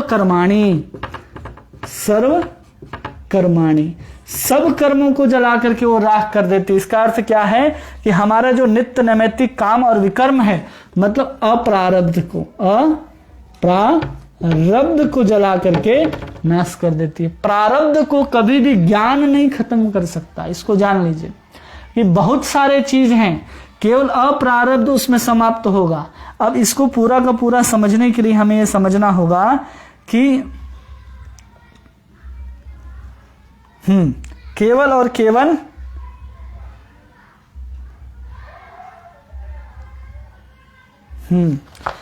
जो ज्ञान है वो अप्रारब्ध को समाप्त करेगा। अब अप्रारब्ध के अलावा भी कई सारे पाप होते हैं, कर्म होते हैं, उसको कौन जलाएगा। अब ज्ञान की तो यहां तक भगवान ने बात कर ली। अब इसको समझना है कि हम पाप कैसे शुरू करते हैं। जब हम इस संसार में आते हैं तो अविद्या का आवरण हम ओढ़ लेते हैं। क्या ओढ़ लेते हैं, अविद्या का। अविद्या दो प्रकार की होती है, एक तो हमको ये शरीर समझने में मजबूर कर देती है, और उस शरीर के ऊपर भी हम लड़का है, लड़की है, हम आईएएस है, हम फलना है, हम ढिमका है। और दो प्रकार का अविद्या होता है, एक आवरणात्मिका और एक प्रेक्षकात्मिका। आवरण से ढका जाता है, प्रेक्षित आत्मा और आपको अंदर ढकेल दिया जाता है। उस अविद्या के अंदर आकर के हम लोग क्या करते हैं, अपने वासनाओं को जन्म देते हैं। मतलब बीज को, बीज मतलब होता है वासना। किसका वासना, कर्म करने की वासना या किसी चीज को प्राप्त करने की वासना। और उसी के माध्यम से हम क्या करते हैं, कर्म करना आरंभ करते हैं, जिसको पाप कहते हैं। शास्त्र में क्या कहते हैं? पाप। पाप का मतलब होता है भिन्न प्रकार के कर्म, अच्छा बुरा जो कर्म हम लोग करते हैं वो सब क्या है? पाप कहते हैं उसको। और वो पाप जो है क्या बनता है? हमारा प्रारब्ध बनता है, जिसको हम लोग अभी लेकर के आए हैं। हम अभी जो इस जीवन में जन्म से मृत्यु तक जो भी कुछ भोगेंगे वो हम अपने कर्म के द्वारा लेकर के आए हैं। अब इस प्रारब्ध में जब आ गए हैं तो भी हम लोग कुछ ना कुछ कर्म को कर ही रहे हैं। मतलब हम यहाँ पर अब क्या कर रहे हैं? उस प्रारब्ध को भोग रहे हैं, और इसको भोगते हुए हम कुछ ना कुछ कर्म तो कर रहे हैं। आज जो हम कर्म कर रहे हैं उसका फल तो हमको इस जीवन में मिलेगा कि नहीं मिलेगा? कुछ ऐसे कर्म हैं जिसका हमारा जो फल है कर्मों का वो अगले जीवन में मिलने वाला है, या अगले जीवन में कब मिलने वाला है इसकी कोई गारंटी नहीं है। तो वो कहाँ चला जाता है? अप्रारब्ध में चला जाता है। अप्रारब्ध में चला जाता है। कहाँ चला गया वो? अप्रारब्ध में। कौन चला गया? वो भोग जो हमने नहीं भोगे, और वो भोग जो हम यहाँ पर कर्म करते हुए कर रहे हैं। भोग भी कर रहे हैं और साथ में कर्म कर रहे हैं। जैसे हम कोई भी चीज यहाँ पर हमें बैठे रहेंगे तो भी प्राप्त हो जाएगा प्रारब्ध की कृपा से, लेकिन हमने जो कर्म करके लाए हैं और या फिर यहाँ इस जीवन में जो कर्म कर रहे हैं वो इस जीवन में मिलेगा अथवा अगले जीवन में। जो अगले जीवन में प्राप्त होना है वो कहाँ चला गया? अप्रारब्ध में। जो इसी जीवन में मिला है उसको तो हम भोग ही लेंगे, और फिर यही अप्रारब्ध कहाँ चला जाता है? कूट के रूप में। कहाँ चला जाता है? कूट के रूप में। मतलब गोदाम से अप्रारब्ध वैसा गोदाम है जहां पर आपके करोड़ों जन्म के कर्म संचित करके रखे जाते हैं, और जब आपको नया शरीर मिलता है तो प्रारब्ध के साथ दे दिया जाता है। अब कैसे दिया जाता है? तो वो शरीर प्रारब्ध से ही निकलता है, वो कर्म जो है वो प्रारब्ध से ही निकलते हैं। अब वो प्रारब्ध क्या बनता है? कूट। मतलब अभी तक वो बीज की अवस्था में नहीं है, मतलब वासना के रूप में आपके मन में नहीं आया।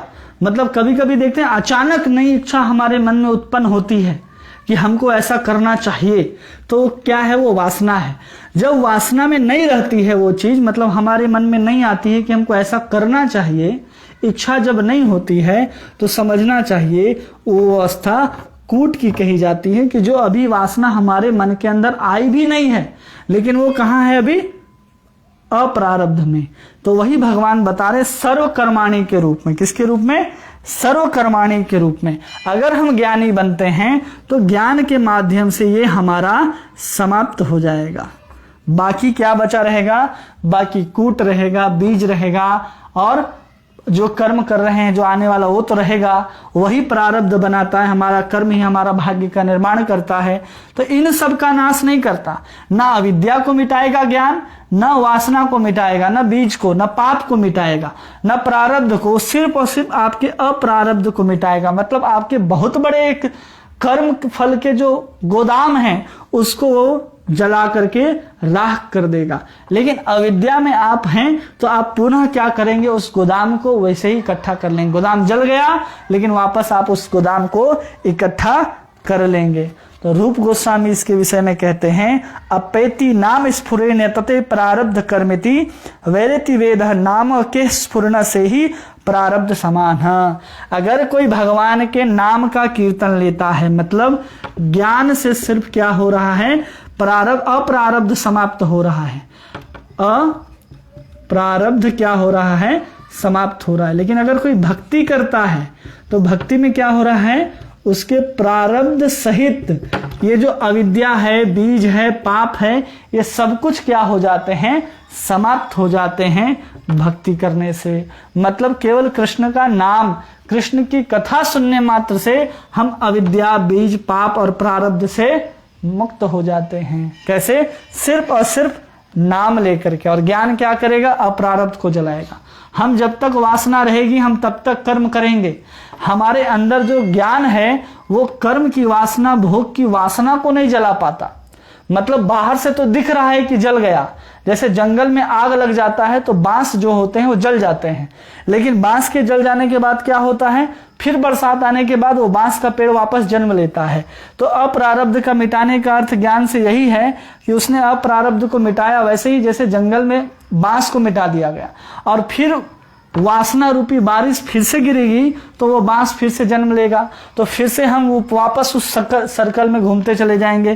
प्रारब्ध मतलब जन्म मृत्यु जरा व्याधि के चक्कर में आते चले जाएंगे, योनियों की योनियां हमको मिलती चली जाएंगी, हम अनंत काल तक यहीं पर सड़ते रह जाएंगे अगर हम ज्ञान के चक्कर में ही मुक्ति चाहते हैं तो। इसलिए हमको क्या करना होगा, भक्ति का आश्रय लेकर के बीज अविद्या सबको मिटा करके भगवान का आश्रय लेना होगा।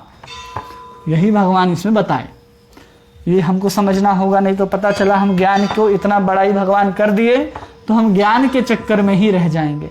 ज्ञान के चक्कर में हमें स्वयं प्रयास करना होता है और भक्ति में भगवान हमारे साथ होते हैं। और भगवान कह रहे हैं, न ही ज्ञानेन सदृशम पवित्रमिह विद्यते तत्स्वयं योग संसिद्धि कलिनात्मनि वदन्ति। इस समय इस संसार में दिव्य ज्ञान के समान कुछ भी उदात्त या शुद्ध नहीं है। ऐसा ज्ञान समस्त योग का परिपक्व फल है। जो व्यक्ति भक्ति में सिद्ध हो जाता है यथा समय अपने अंतर में इस ज्ञान का स्वादन करता है। तो भगवान क्या कह रहे हैं कि इस ज्ञान के सदृशम कुछ भी पवित्र नहीं है, इस ज्ञान के समान कुछ भी पवित्र नहीं है इस संसार में। उससे क्या होता है, वो योग सिद्धिम, यहां पर जो शब्द है जिसको भगवान कह रहे हैं योग सिद्धिम, जिसका अर्थ है निष्काम कर्म योग। निष्काम कर्म योग, जब व्यक्ति निष्काम कर्म योग करके सिद्ध हो जाता है और सिद्धि प्राप्त करने के बाद उसको क्या प्राप्त होता है, ज्ञान। निष्काम कर्म योग से ज्ञान प्राप्त हुआ है, इसलिए भगवान यहां पर कह रहे ना योग संसिद्धिम कलेन आत्मनि वदन्ति। कलेन आत्मनि मतलब क्या करता है, कुछ काल के बाद, मतलब जब व्यक्ति कर्म को कर रहा है निष्काम कर्म को, तो उसको समझना पड़ेगा कि हमको कुछ काल तक कर्म करना पड़ेगा। और जब हम काल में कर्म कर लेंगे तो आत्मा में, हमारे मन में अथवा हमारे हृदय में क्या जागृत होगी, कर्म के माध्यम से ज्ञान जागृत होगी। और वो ज्ञान को भगवान बोल रहे हैं कि इससे पवित्र कोई भी वस्तु इस संसार में नहीं है। और उसी को भगवान योग सिद्धि को प्रभुपाद जी ट्रांसलेट करते हैं, केवल और केवल भक्ति में लग जाओ तो उससे श्रेष्ठ ज्ञान नहीं है। प्रभुपाद जी का मनोभाव यही है कि हम सीधे भक्ति में जाएं। इसलिए प्रभुपाद जी हर जगह योग सिद्धि, जिसको निष्काम कर्म योग कहा जाता है, उसको प्रभुपाद जी ने वैसे ट्रांसलेट किया है। वो भी बिल्कुल सही है, क्योंकि वो भगवान के मनोभाव को समझते हैं और फिर हमको समझा रहे हैं, इसलिए हमको ऐसे समझना है। ये बात समझ में आ गया। योग सिद्धि मतलब निष्काम कर्म योग के माध्यम से हम पवित्र होकर के ज्ञान को प्राप्त करेंगे। अगले 39वें श्लोक में देखिए भगवान क्या कहते हैं।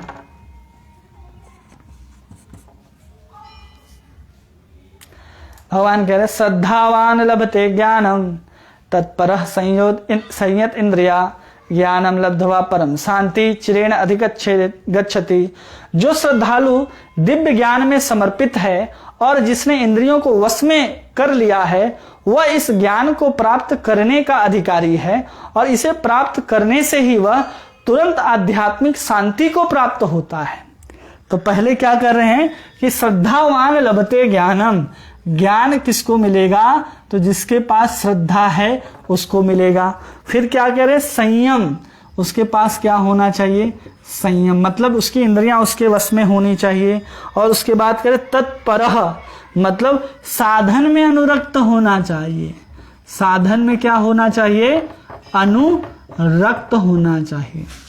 यही कह रहे ना, श्रद्धावान लभते ज्ञानम तत्परः संयत इंद्रिय। तत्परः का अर्थ है साधन में अनुरक्त, तत्परः का अर्थ है साधन में अनुरक्त। तब व्यक्ति ज्ञान का लब्धवा, ज्ञानम लब्धवा, ज्ञान का लाभ करता है। ऐसा व्यक्ति क्या प्राप्त करता है, ज्ञान को प्राप्त करता है।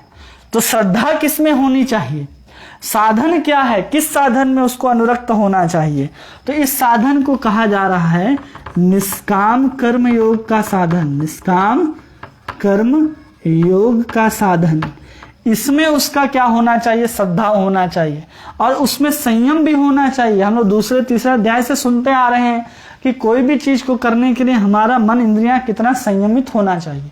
पता चला हम कुछ कर रहे हैं, हो कुछ रहा है, कर्म को सही से निष्पादन करने के लिए संयम आवश्यक है। ऐसा नहीं कि इंद्रियां अनियंत्रित हो जाएंगी तो हम पाप हो जा रहा है, ऐसा नहीं है।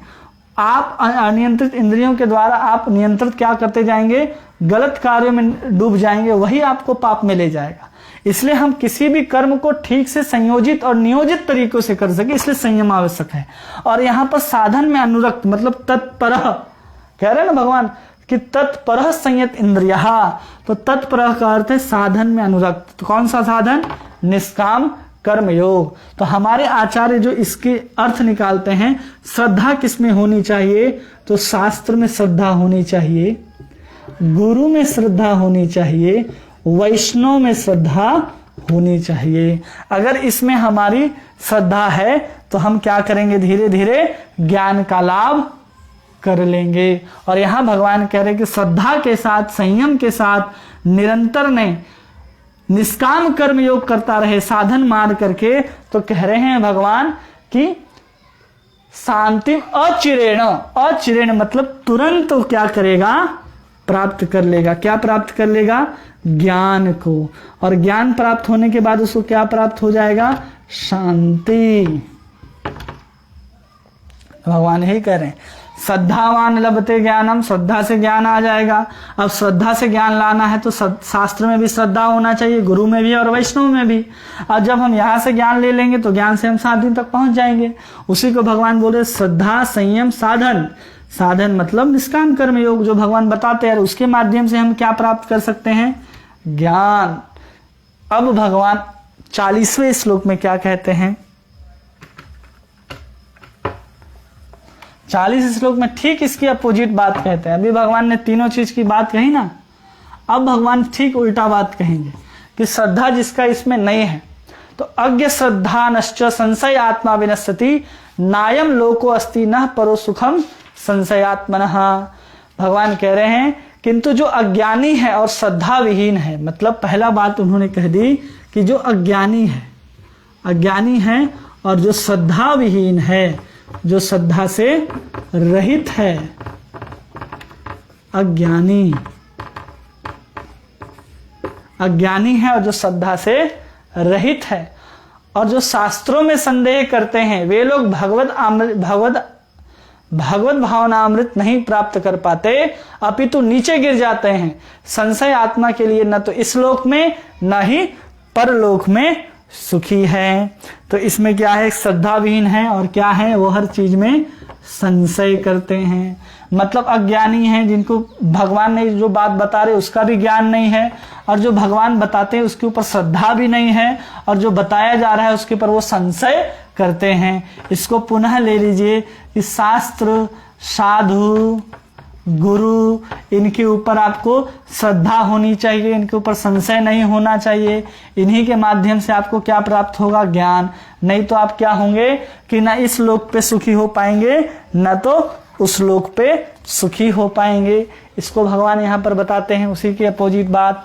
अब यहाँ भगवान देखिए कितना सुंदर बात हमको बताएंगे। 41वां श्लोक में भगवान कहते हैं, योग संन्यस्त कर्माणाम ज्ञान छिन्न संशयः आत्मवन्तन कर्माणि निबध्नन्ति धनंजय। जो व्यक्ति अपने कर्म फलों का परित्याग करते हुए भक्ति करता है और जिसके संशय दिव्य ज्ञान द्वारा विनष्ट हो चुके हैं, वही वास्तव में आत्मपरायण है। हे धनंजय, वह कर्मों के बंधन में नहीं बंधता। तो यहाँ क्या कहा जा रहा है, योग संन्यस्त कर्माणाम। क्या कह रहे हैं भगवान, योग संन्यास मतलब यहां पर है निष्काम कर्म योग, निष्काम कर्म योग। जो यहां शब्द भगवान कह रहे हैं ना कि योग संन्यास कर्मणाम, मतलब जो सन्यासी होते हैं उसके बारे में कहा जा रहा है कि निष्काम कर्म योग द्वारा क्या करना है, उनको संन्यास लेना है। मतलब कि निष्काम कर्म योग के द्वारा संन्यास की विधि के द्वारा, संन्यास के द्वारा संन्यास लेना है। उसके द्वारा क्या संन्यास लेना है? मतलब कर्म संन्यास। किसके द्वारा? जब निष्काम कर्मयोग व्यक्ति कर ही रहा है तो उसने सन्यासी लिया अगर संन्यास विधि के द्वारा भी, तो संन्यास विधि के द्वारा वो किसका संन्यास ले रहा है?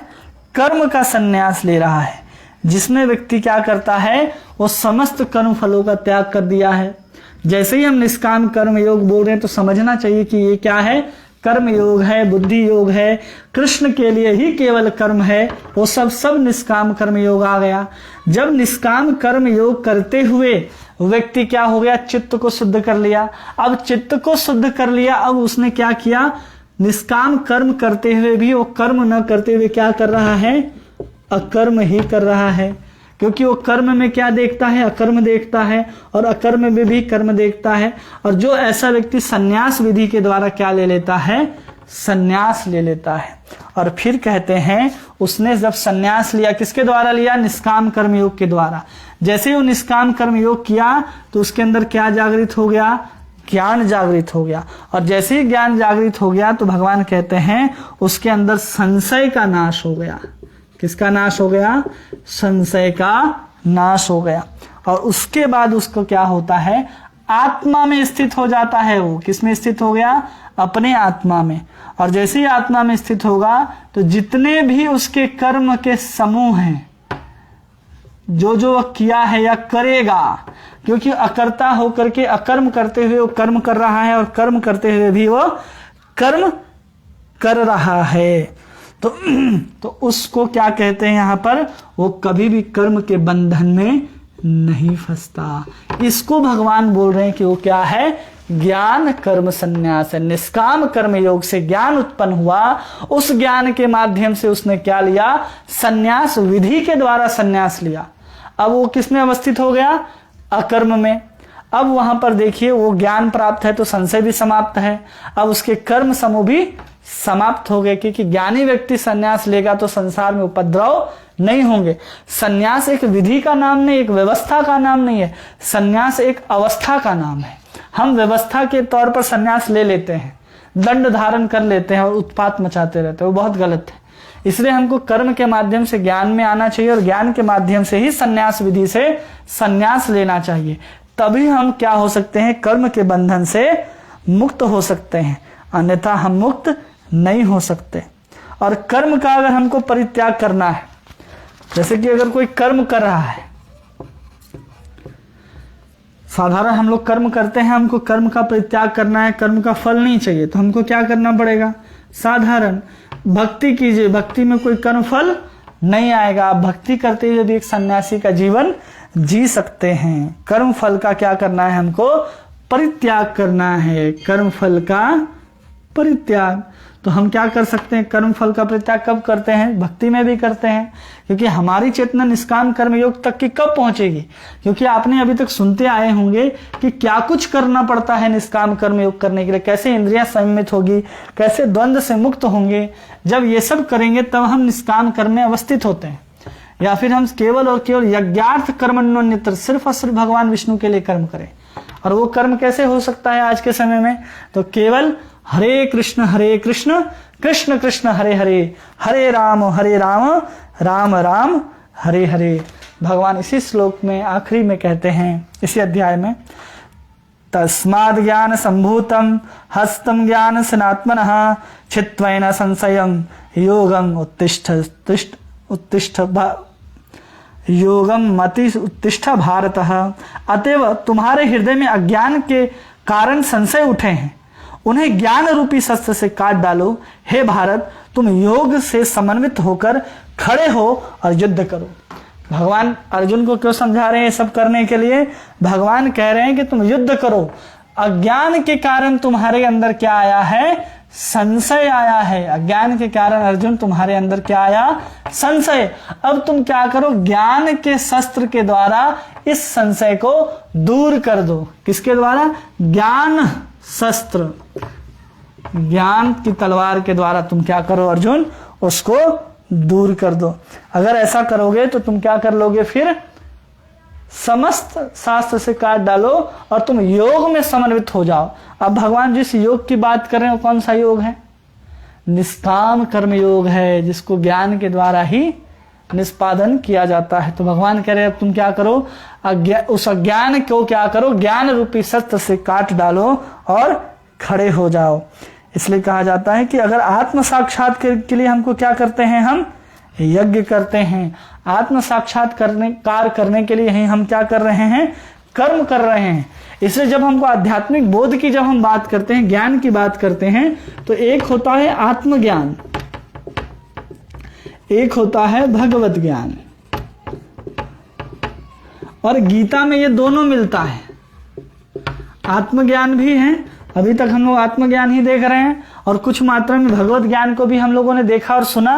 तो भगवान कह रहे इस ज्ञान के माध्यम से, आत्मज्ञान और भगवत ज्ञान दोनों भगवान ने दे दिया इस चौथे अध्याय में। तो भगवान कह रहे हैं दूसरे अध्याय में आत्मज्ञान और भगवत ज्ञान यहां से यहां दिया। कर्म कैसे करना चाहिए, यज्ञ की परिभाषा बताई। सब कुछ को, कर्मों को यज्ञ में लेकर के भगवान गए और जब यज्ञ में लेकर के गए तो अब अर्जुन को कहते अब तो ज्ञान प्राप्त हो गया यज्ञ के माध्यम से। ज्ञान का सार भी बता दिया कि ज्ञान अग्नि के समान है जो तुम्हारे अपरारब्ध को नाश कर देगी, जो तुम्हारे कर्म बंधन के, जो पाप समूह के जो फल हैं कर्म के, उसको जला करके ज्ञान नष्ट कर देगी। इसलिए उस ज्ञान के साथ तुम क्या करो अर्जुन, तुम युद्ध करो। और फिर ज्ञान की दो बात कहते हैं, एक आत्मज्ञान और एक भगवत ज्ञान, दो प्रकार की ज्ञान है। और दोनों का बोध हमको कहां से प्राप्त होता है, केवल और केवल गीता के माध्यम से होता है। और जिस व्यक्ति को श्रद्धा ही नहीं है किसके ऊपर, गीता के ऊपर, तो श्रद्धावान लभते ज्ञानम, या अश्रद्धा नाम उनका क्या होता है, अश्रद्धा के कारण वो हमेशा पतन होने के कगार में होते या पतन ही होता रहता है। तो यहाँ पर कितने प्रकार के यज्ञों की भगवान बात किए, देव यज्ञ, ब्रह्म यज्ञ, ब्रह्मचर्य, गृहस्थ यज्ञ, संयम योग, तपस्या योग, द्रव्य यज्ञ, वर्णाश्रम का यज्ञ, ज्ञान यज्ञ, इन 10 प्रकार के यज्ञों को भगवान यहाँ पर बताते हैं। मुख्य कितने प्रकार के यज्ञों को भगवान बताएं, 10 प्रकार के यज्ञों को भगवान ने बताया। और उसके बाद भगवान इस सब आत्मज्ञान के बारे में बताते हैं कि इन सब से क्या होगा, ज्ञान प्राप्त होगा। मतलब समझ जाइए कि कर्म से क्या होता है, यज्ञ होता है और यज्ञ से हम ज्ञान को प्राप्त करते हैं। इसी कर्म को अगर हम निष्काम कर्म में समझें, निष्काम कर्म, तो इससे क्या होगा, चित्त की शुद्धि होगी और चित्त की शुद्धि होने के बाद हम क्या प्राप्त करेंगे, ज्ञान को प्राप्त करेंगे। तो मतलब दिव्य ज्ञान का अर्थ है कि कैसे हम ज्ञान को प्राप्त कर सकते हैं, उसी के बारे में भगवान इस पूरे के पूरे चौथे अध्याय में बताते हैं कि इसलिए इसको कहा जाता है ज्ञान कर्म संन्यास योग, और इसलिए इसको दिव्य ज्ञान भी कहते हैं। इसी ज्ञान के माध्यम से भगवान कह रहे हैं जही शत्रु महाबाहो, उसको भी हम समझ सकते हैं और इसको भी हम समझ सकते हैं कि भगवान ने ऐसा यज्ञ क्यों बताया। अब आगे 5वें अध्याय में जो अर्जुन प्रश्न पूछेंगे उसमें अर्जुन फिर कंफ्यूज होंगे कि भगवान कह क्या रहे हैं, एक तरफ ये कह रहे हैं एक तरफ वो कह रहे हैं। अब इसको हम लोग सोमवार को देखेंगे कि भगवान क्या कह रहे हैं अर्जुन से। 5वें अध्याय को हम लोग सोमवार से देखेंगे। कल आपको प्रश्न जो हैं 3रे अध्याय के भी प्राप्त हो जाएंगे और 4थे अध्याय के भी प्राप्त हो जाएंगे। और जिन्होंने अभी तक 1 से लेकर के मतलब पहले परिचय का, फिर पहले अध्याय और दूसरे अध्याय के प्रश्न को उत्तर जमा नहीं किए हैं, वो हमें जमा करके भेजेंगे, तो जिससे आपको सर्टिफिकेट लेने में बहुत आसानी हो जाएगी। तो हमने इस 4थे अध्याय को आपको पूर्ण रूप से समझा दिया है। अगर आपको कोई प्रश्न हो तो हमने आज मैसेज भी किया था कि वो प्रश्न आप कॉल के माध्यम से, व्हाट्सएप के माध्यम से निसंकोच कभी भी फोन करके पूछ सकते हैं। बस क्लास के समय, अभी बस जैसे कि क्लास हम दे रहे उसी समय आप कॉल ना कीजिए या मैसेज नहीं कीजिए, जिससे लाइव क्लास करने में थोड़ी परेशानी हो सकती है। इसलिए जब समय क्लास खत्म हो जाए तो समय आप क्या करें, पूछ सकते हैं। कल पूछ सकते हैं, परसों पूछ सकते हैं, जब इच्छा है तब आप प्रश्न को पूछ सकते हैं, इसमें कोई संकोच नहीं है। और जहां तक कि दान की बात है, तो जिन बंधुओं को दान देना हो तो सभी के पास शायद हमारा UPI ID गया है, तो जो भी देना चाहते हैं वो दे सकते हैं। जो हमारे आश्रम की सेवा में या बच्चे जो हमारे गुरुकुल में पढ़ते हैं उनकी सेवा में जाएगा।